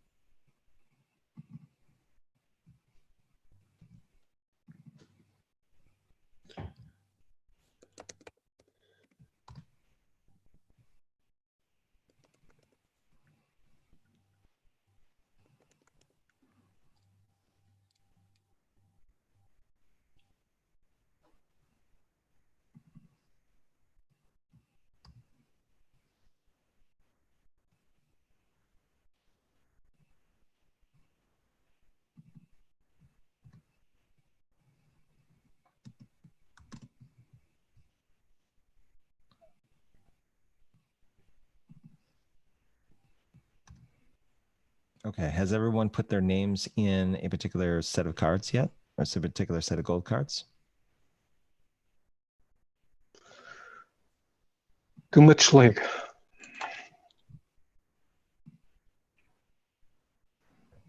Somebody already started? Okay. Yeah, sorry. It's okay. It's okay. I was like, oh, you're way ahead of me. Okay. So the way this works is, for those who haven't done this before, this is an impact interest matrix. And I had everyone put their names in the circles for a particular reason. So first thing you want to do is look up at the very top at the idea and the outcome pairing that we have here. So for blue, there's the Design Sprint kit, and the outcomes a tangible kit with concepts, popular methods, and so on. So I'm going to make these the same color so they're kind of combined. Then use DT methods on spring and summer camps for kids. The outcome is that's going to be a 1-week schedule for a summer camp. Plus, it'll teach kids how to use it to solve their own problems. Make sure I've got them on the same wavelength. Yep. Okay. And then the GVDS for teachers. The teachers can identify educational challenges where they can use the DT methods. Make that a little bit darker so that we know those are connected. So what you want to do is start with the blue and look at the idea and the outcome that are corresponding to those. And you're going to take your name in one of these. So I'm going to put my name in the dot and call it Robert. Okay. I'm going to go down here and put the dot in the very center of this impact matrix down here. And hang on, I've got to boost this up a bit so that's a bit faster. Make sure that this is locked down. Yep. So I'm going to take it down here. I'm going to put it in the middle. And then I'm going to figure out from my own personal interest where this particular idea and outcome sit. If I think that it's going to have a large impact, then I'm going to bring it a little bit higher on the y-axis, somewhere up here. If I think it's going to have a low impact, I'm going to put it down here. On the x-axis is my interest. So if I think it's going to have amazing interest, I might have a lot of interest in this personally, then you want to put this on the right-hand side. If it doesn't interest you too much, then you want to put it on the left. So usually you want to start with impact, and then you got to figure out your interest where it is. And all 3 dots correspond to the ideas and the idea outcome pairings that we had before. So use a dot for each of the idea outcome pairings, the blue one for the blue pairing, the tan one or the gold one for the gold pairing up here, and put that dot somewhere on the matrix where it corresponds to both your interest and the impact you think it'll have. And that'll be our last exercise of the day.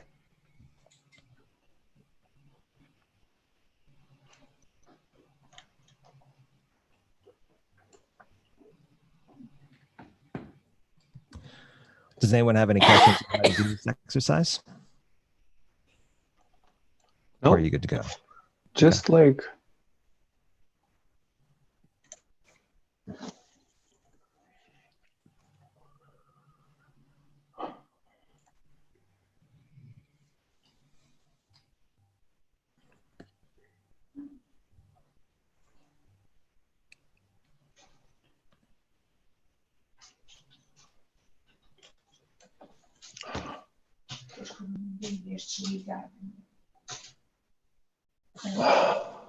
pode ser ela para xixi. 5 minutos que não demora muito mais.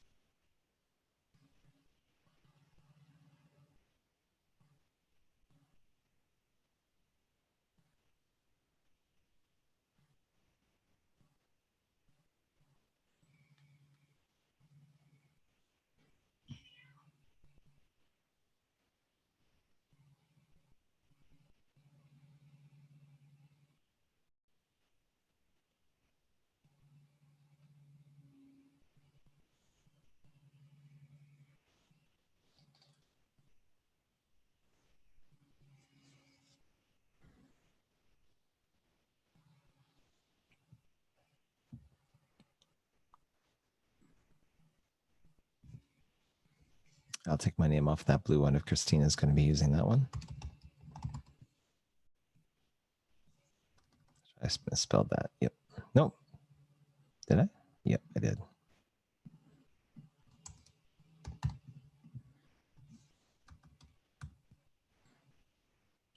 Okay, so it looks like from where all the dots are kind of being placed, and it looks like there's a blank one there. I'm going to take that one out because I'm not sure where that's that belongs to. Is there another one there? No, okay. So it generally looks like, and this is just an observation on my part, that the blue one, this vets out with where the interest is, that the design thinking kit for teachers and students seems to be one that feels that collectively has high interest and high impact. One that arguably is second is the gold idea, which is to use design thinking methods on spring and summer camps for kids. Then green has a little bit more of a variety in terms of where people think it's interesting. Some people think it has impact. Some people I think has less. And that's the one where it's the GVDS for teachers, the top voted projects get funded to be implemented. So it's interesting how that kind of plays out. For overtime, I'd like to kind of dwell on this a little bit and have a little bit of a discussion. What we will be driving towards eventually is solution sketch arrangements going forward in terms of the idea outcome pairing and what people would like to work on. So it isn't where we make a collective decision on one particular one. There could be where there's a large group that focuses on the blue idea, but then there's a smaller group that focuses on the gold idea. Either way, once you figure out which idea outcome pairing you want the solution sketch for, you're also going to be deciding on whether or not you're going to be prototyping or pretotyping. So this dash is going to give you the option of not only choosing which idea outcome you work on, but also the method that you're going to use to validate or invalidate the idea based on the execution of it. So we don't have to go into that now. That's something that will be decided upon between now and when we meet next time. And then for tomorrow, we'll be going into how to create solution sketches with both processes and kind of work together as a team or in breakout groups to kind of make that happen. Okay. So if you need to leave, I really appreciate you staying after. If you need to go, then do so. I think before we go into overtime, we'll do the customary sorry, my brain's faltering. Basically a group shot so that we can kind of commemorate at least this day together. What I'd like to do for this time around though is one of my favorites when it comes to this stuff is that I want you to take a piece of paper, just a simple one, and I want you to take someone on the call that you see right now, and I want you to draw their face. So you can put their name on the bottom if you want to, but it's not up to you. You can basically just put their face and people have to guess who's who. And it's always interesting to see who comes and becomes the person that most people draw. Hopefully it isn't me because I'm like a mess, but if there's somebody else on the call that's much more easily drawable, like Marcus, hint, hint, then you want to like draw that person. So I'll give you a minute or so to draw something out until you feel like it's noteworthy, and I'll do the same. You aren't being graded in artistic qualities. This is just for fun. But I know exactly who I'm going to draw. I already know it. It's a foregone conclusion even when I thought of the idea.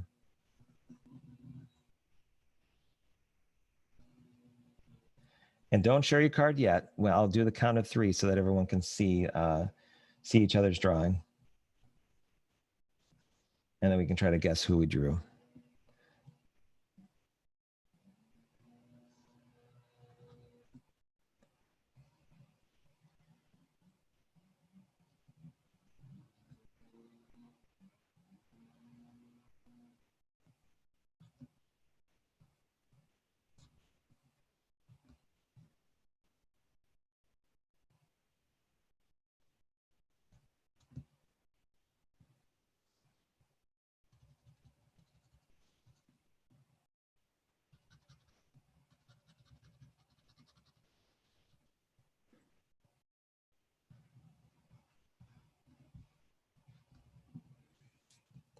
And whoever I'm drawing has a very big head. So I apologize. I'm trying here. But it's been a while since I've actually I had to take that back. I drew last week. So I should have enough practice at this point.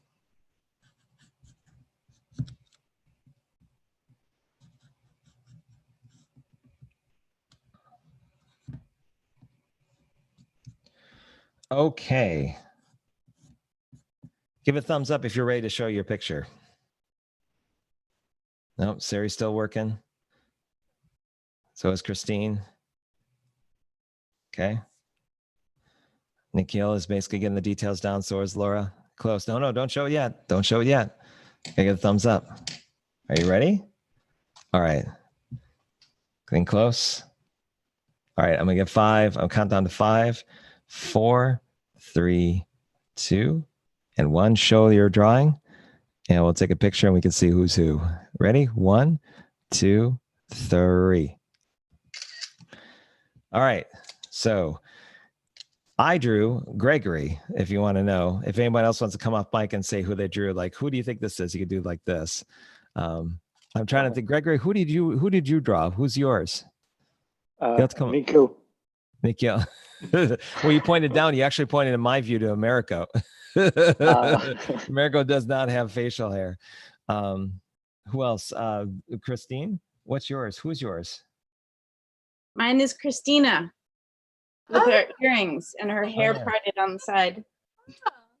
Thank you. And who's got the And her headphones nice for that eyebrows. one? What? Oh no, I see that. So what about the headphones on Christina's? That one. Laura. Oh, Laura. Okay, yeah. And Laura, what about you? Whose is yours? Whose is that? Sorry, it's Peter. Hey, there you go. Well, Peter, what about yours? I'm kind of seeing it. I got to go up to the camera. I'm trying to figure out who that is. There's some hints in the drawing to make it easier for you.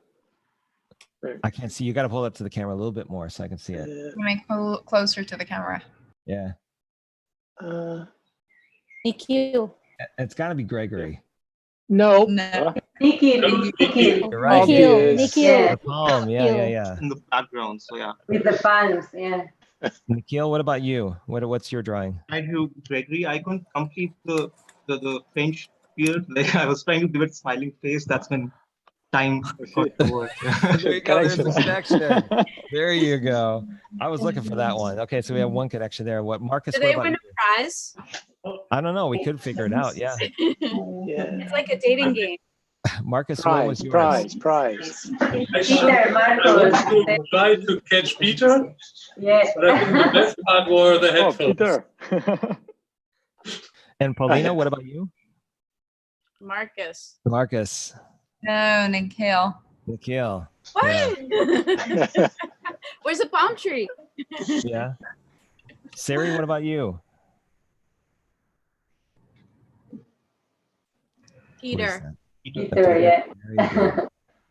It's always it's like the headphones are like the kind of the draw with people. It's like who's got the headphones? Who got the And the cap? cap. Or the glasses. The cap. Americo, what about you? I think it's easy to understand who it is. Siri. Siri. Siri, yeah. You also saw you were It's Siri. I only see off. I can see off Yeah, your you see head. that part of it, yeah. Okay, cool. It was easier to draw, so it's here.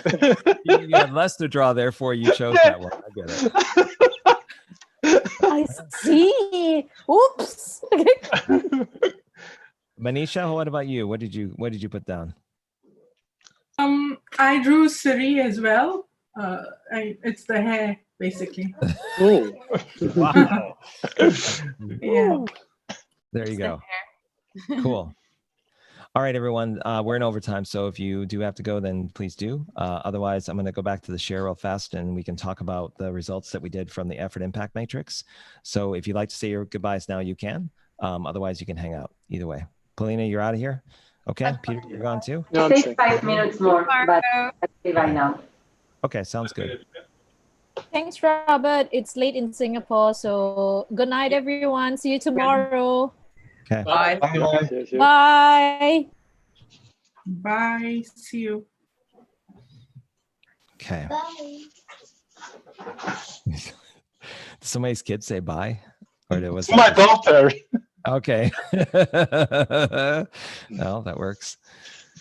Okay, so let's get into a little bit on the voting side of things. So like I said, it looks like that blue and let me make sure I'm talking straight.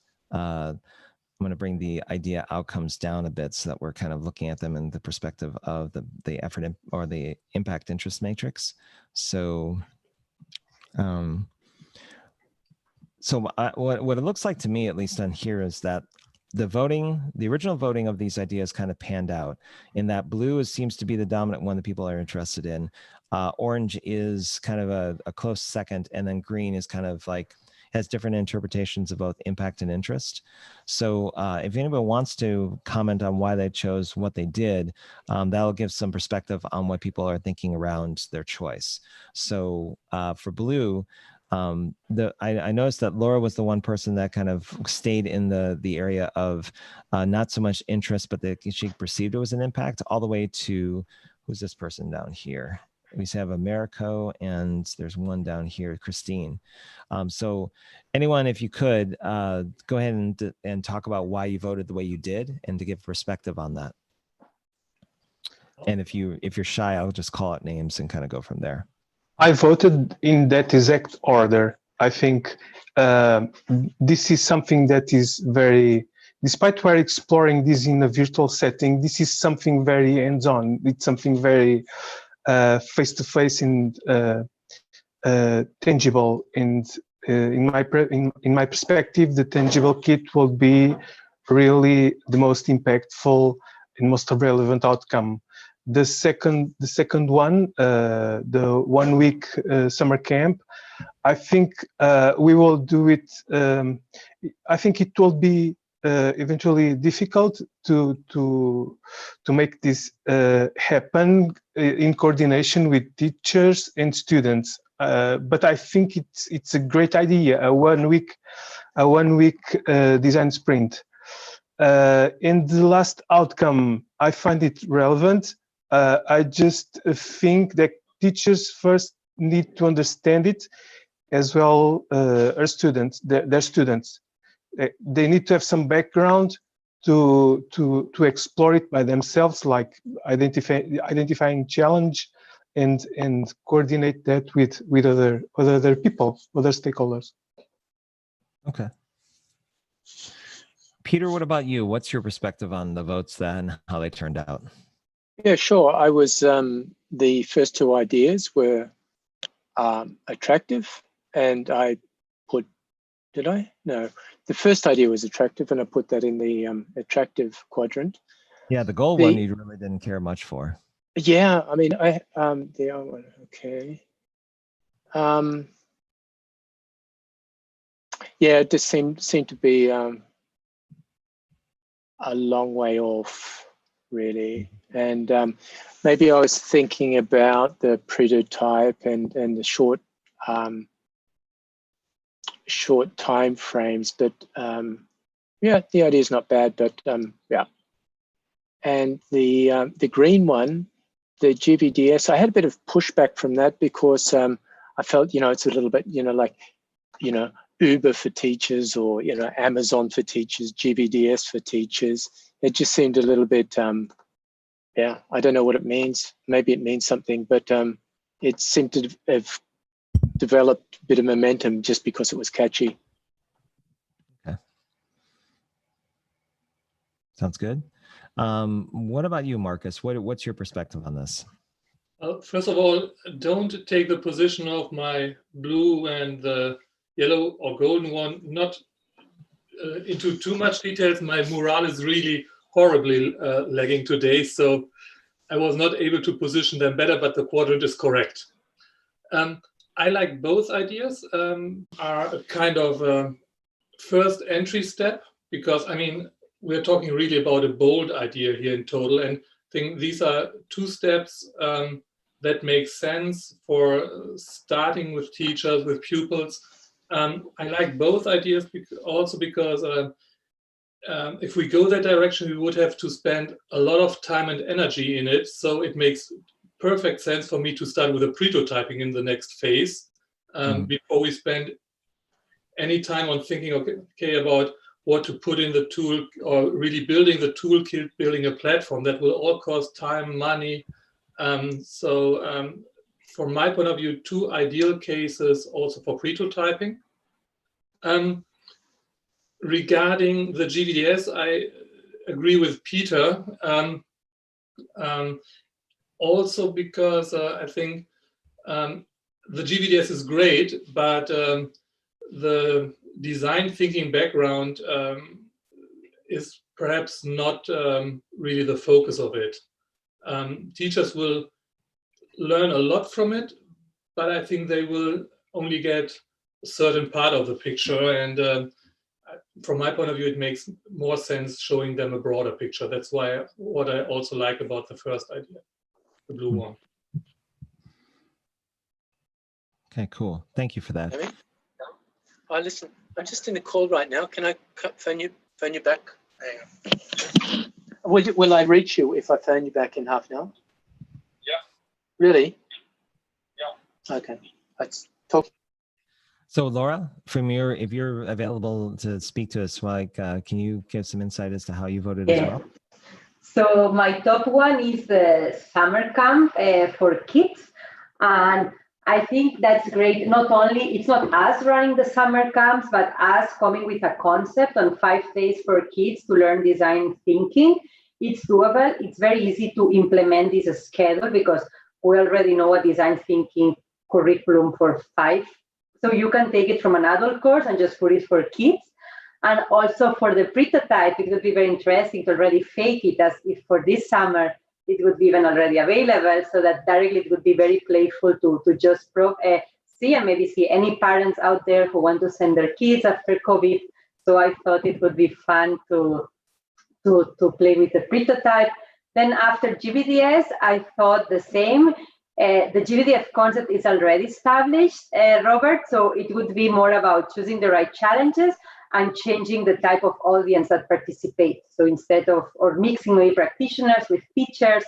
So as I've learned a lot myself, I thought teachers would also learn, and even if it's a challenge that it's related to their field. So I found it's cool, and we would also pretotype to see, like, maybe you say in October it's the next GVDS, so like there is one teacher stream, like we could say, like, if people could join. And the one that I put on the less interesting, it's the toolkit, basically because there are so many toolkits out there, like from IDEO, there is like design thinking for educators, design kit, and how to do interviews, how to do the challenge. Not all are for kids. There is one that is already for kids, it's a long PDF. So I was like, not sure many teachers already use it. So I don't think it's about creating the tools. Of course, can make impact, but yeah, that's why it's less interesting, because already there are many out there. Okay, cool. Thank you for that. Now, really briefly, down below here, and then we'll go into Q&A. The idea is basically based on the idea outcome pairings for both. Everyone's going to have a different interest level for each. Granted that if you kind of take this, and I'll put another row here because then it's not just 6 people, but it could be more than that. There could be a bunch of people that sign their name up for a particular idea outcome type. It would be a discussion that would happen with the team on whether or not they want a pretotype or prototype, depending on where they are. So the idea is if you put your name on a particular one, then you're kind of committing to doing that for the rest of the session. So it gives this team that's like 14, 15 members strong options to kind of group together to join forces on a particular one. And then when we come back together towards the end and see what the results are, we're going to say, okay, we prototyped this idea, we pretotyped this idea. This one seemed to have promise, this one didn't land, but it still generates some different approaches rather than everybody unified on one particular view. So that's at least the idea, is that we're talking about going a particular direction with one particular idea outcome for either a small group or a large group, but it gives everyone options on where to go with things. And it keeps everyone busy in terms of, like, engaging them in a way that makes sense. So they'll be able to learn. It's just for the facilitation side of things, I just have to prepare for both streams depending on which breakout group you're talking about, and set them up for success by saying, okay, here's the path to getting to where you need to be for Friday when we come back together for the retrospective. How does that play for all of you that are still on the call? Does that seem something that's interesting, that's a little bit different? Should I kind of corral everybody into a single idea outcome? I mean, what are your thoughts on kind of this approach?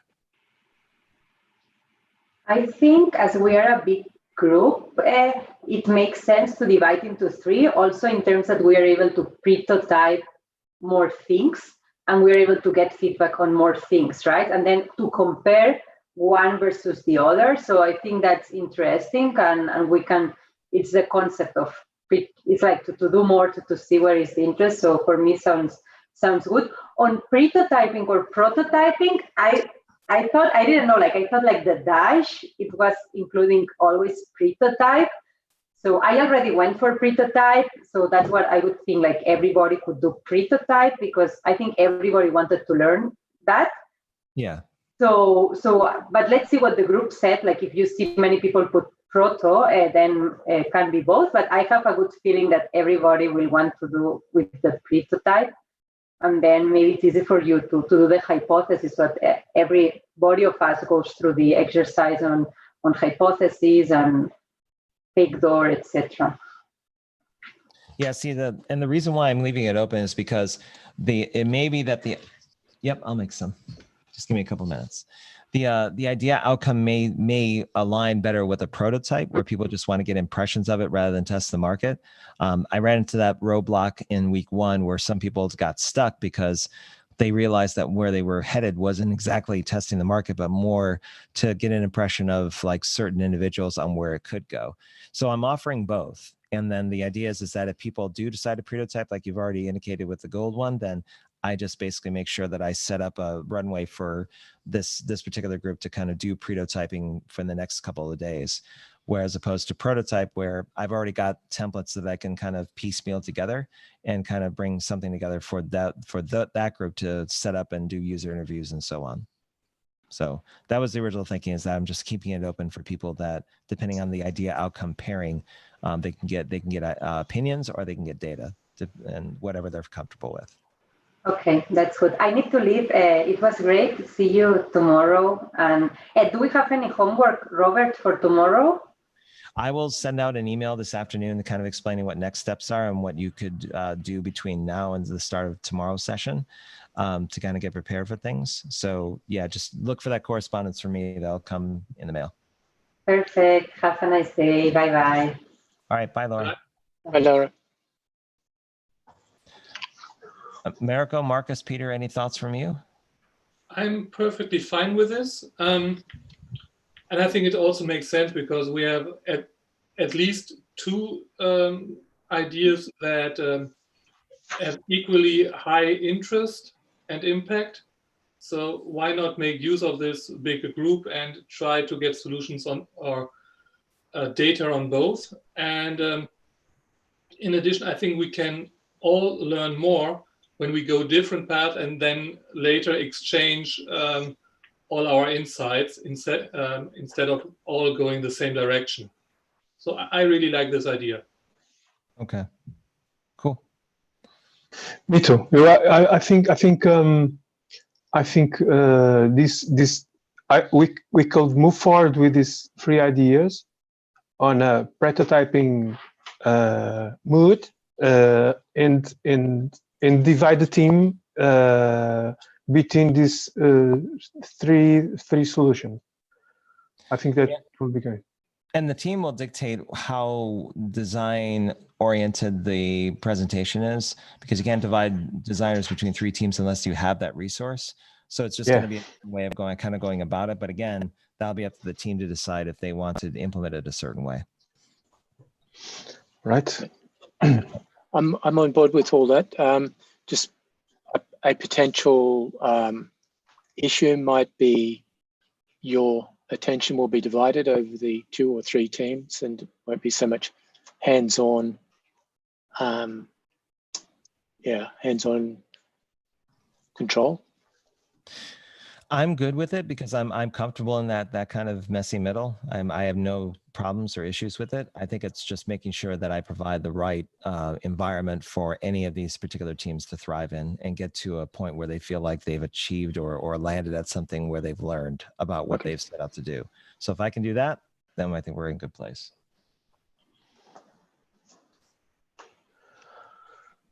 Yeah, I think the problem is designers. But all three ideas are great ideas. I think I already can see a couple ways of prototyping them. And well, if we have to go only with one, I think it will be useful and well, okay, just one. But if we could prototype the three of them, that will be great.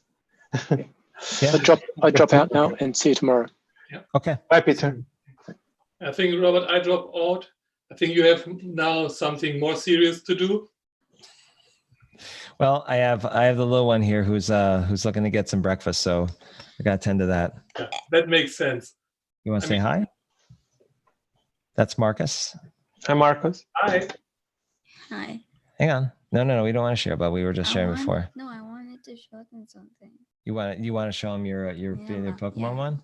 Okay, but they got to go. So we'll do it really fast. We're going to go back to sharing, and then I think they've seen this before, but just in case you guys haven't seen this, we did a little bit of an icebreaker with him with Pokemon. So he had at the very beginning. It's called Alden. Oh, it's called Alden? Yeah. Basically, he made a mural with all of the Pokemon characters on there, so people had to choose which Pokemon character they aligned with. And I was gonna do food. Yeah, we were gonna do food, but we just didn't. So. That's really cool. I need to show it to my sons because I'm not into Pokemon, but my son. So. Well, let him know. Yeah, you can tell him that the avatar point exists. That is really cool. Yeah. Oh, another expert. Zoom out. Okay, but they have to go now, bud. We're out of time. There's 4 more Pokemon that it's just at the bottom. Yeah. So overall, I just said like I wrote images that stick. So 34 altogether, correct? Basically, yeah. Yeah. Okay. And which is your favorite? Which is your favorite? The upper left, the upper right corner. This one? Yeah. Metagross. That one right there. Whoa. Yeah, I'm familiar with him. He's a big metal Pokemon. And then my second favorite would probably be like Gyarados or Scyther. Yeah. Okay. We ought to have like a post-Pokemon kind of thing where everyone kind of chooses like their favorite one is, but we'll see. All right, guys, I know you got to go. I need to get used to the names. Have a good breakfast. Okay. Bye. Thank you. Bye. Bye. See you guys later. Bye. Bye. Thank you. Say bye. Bye.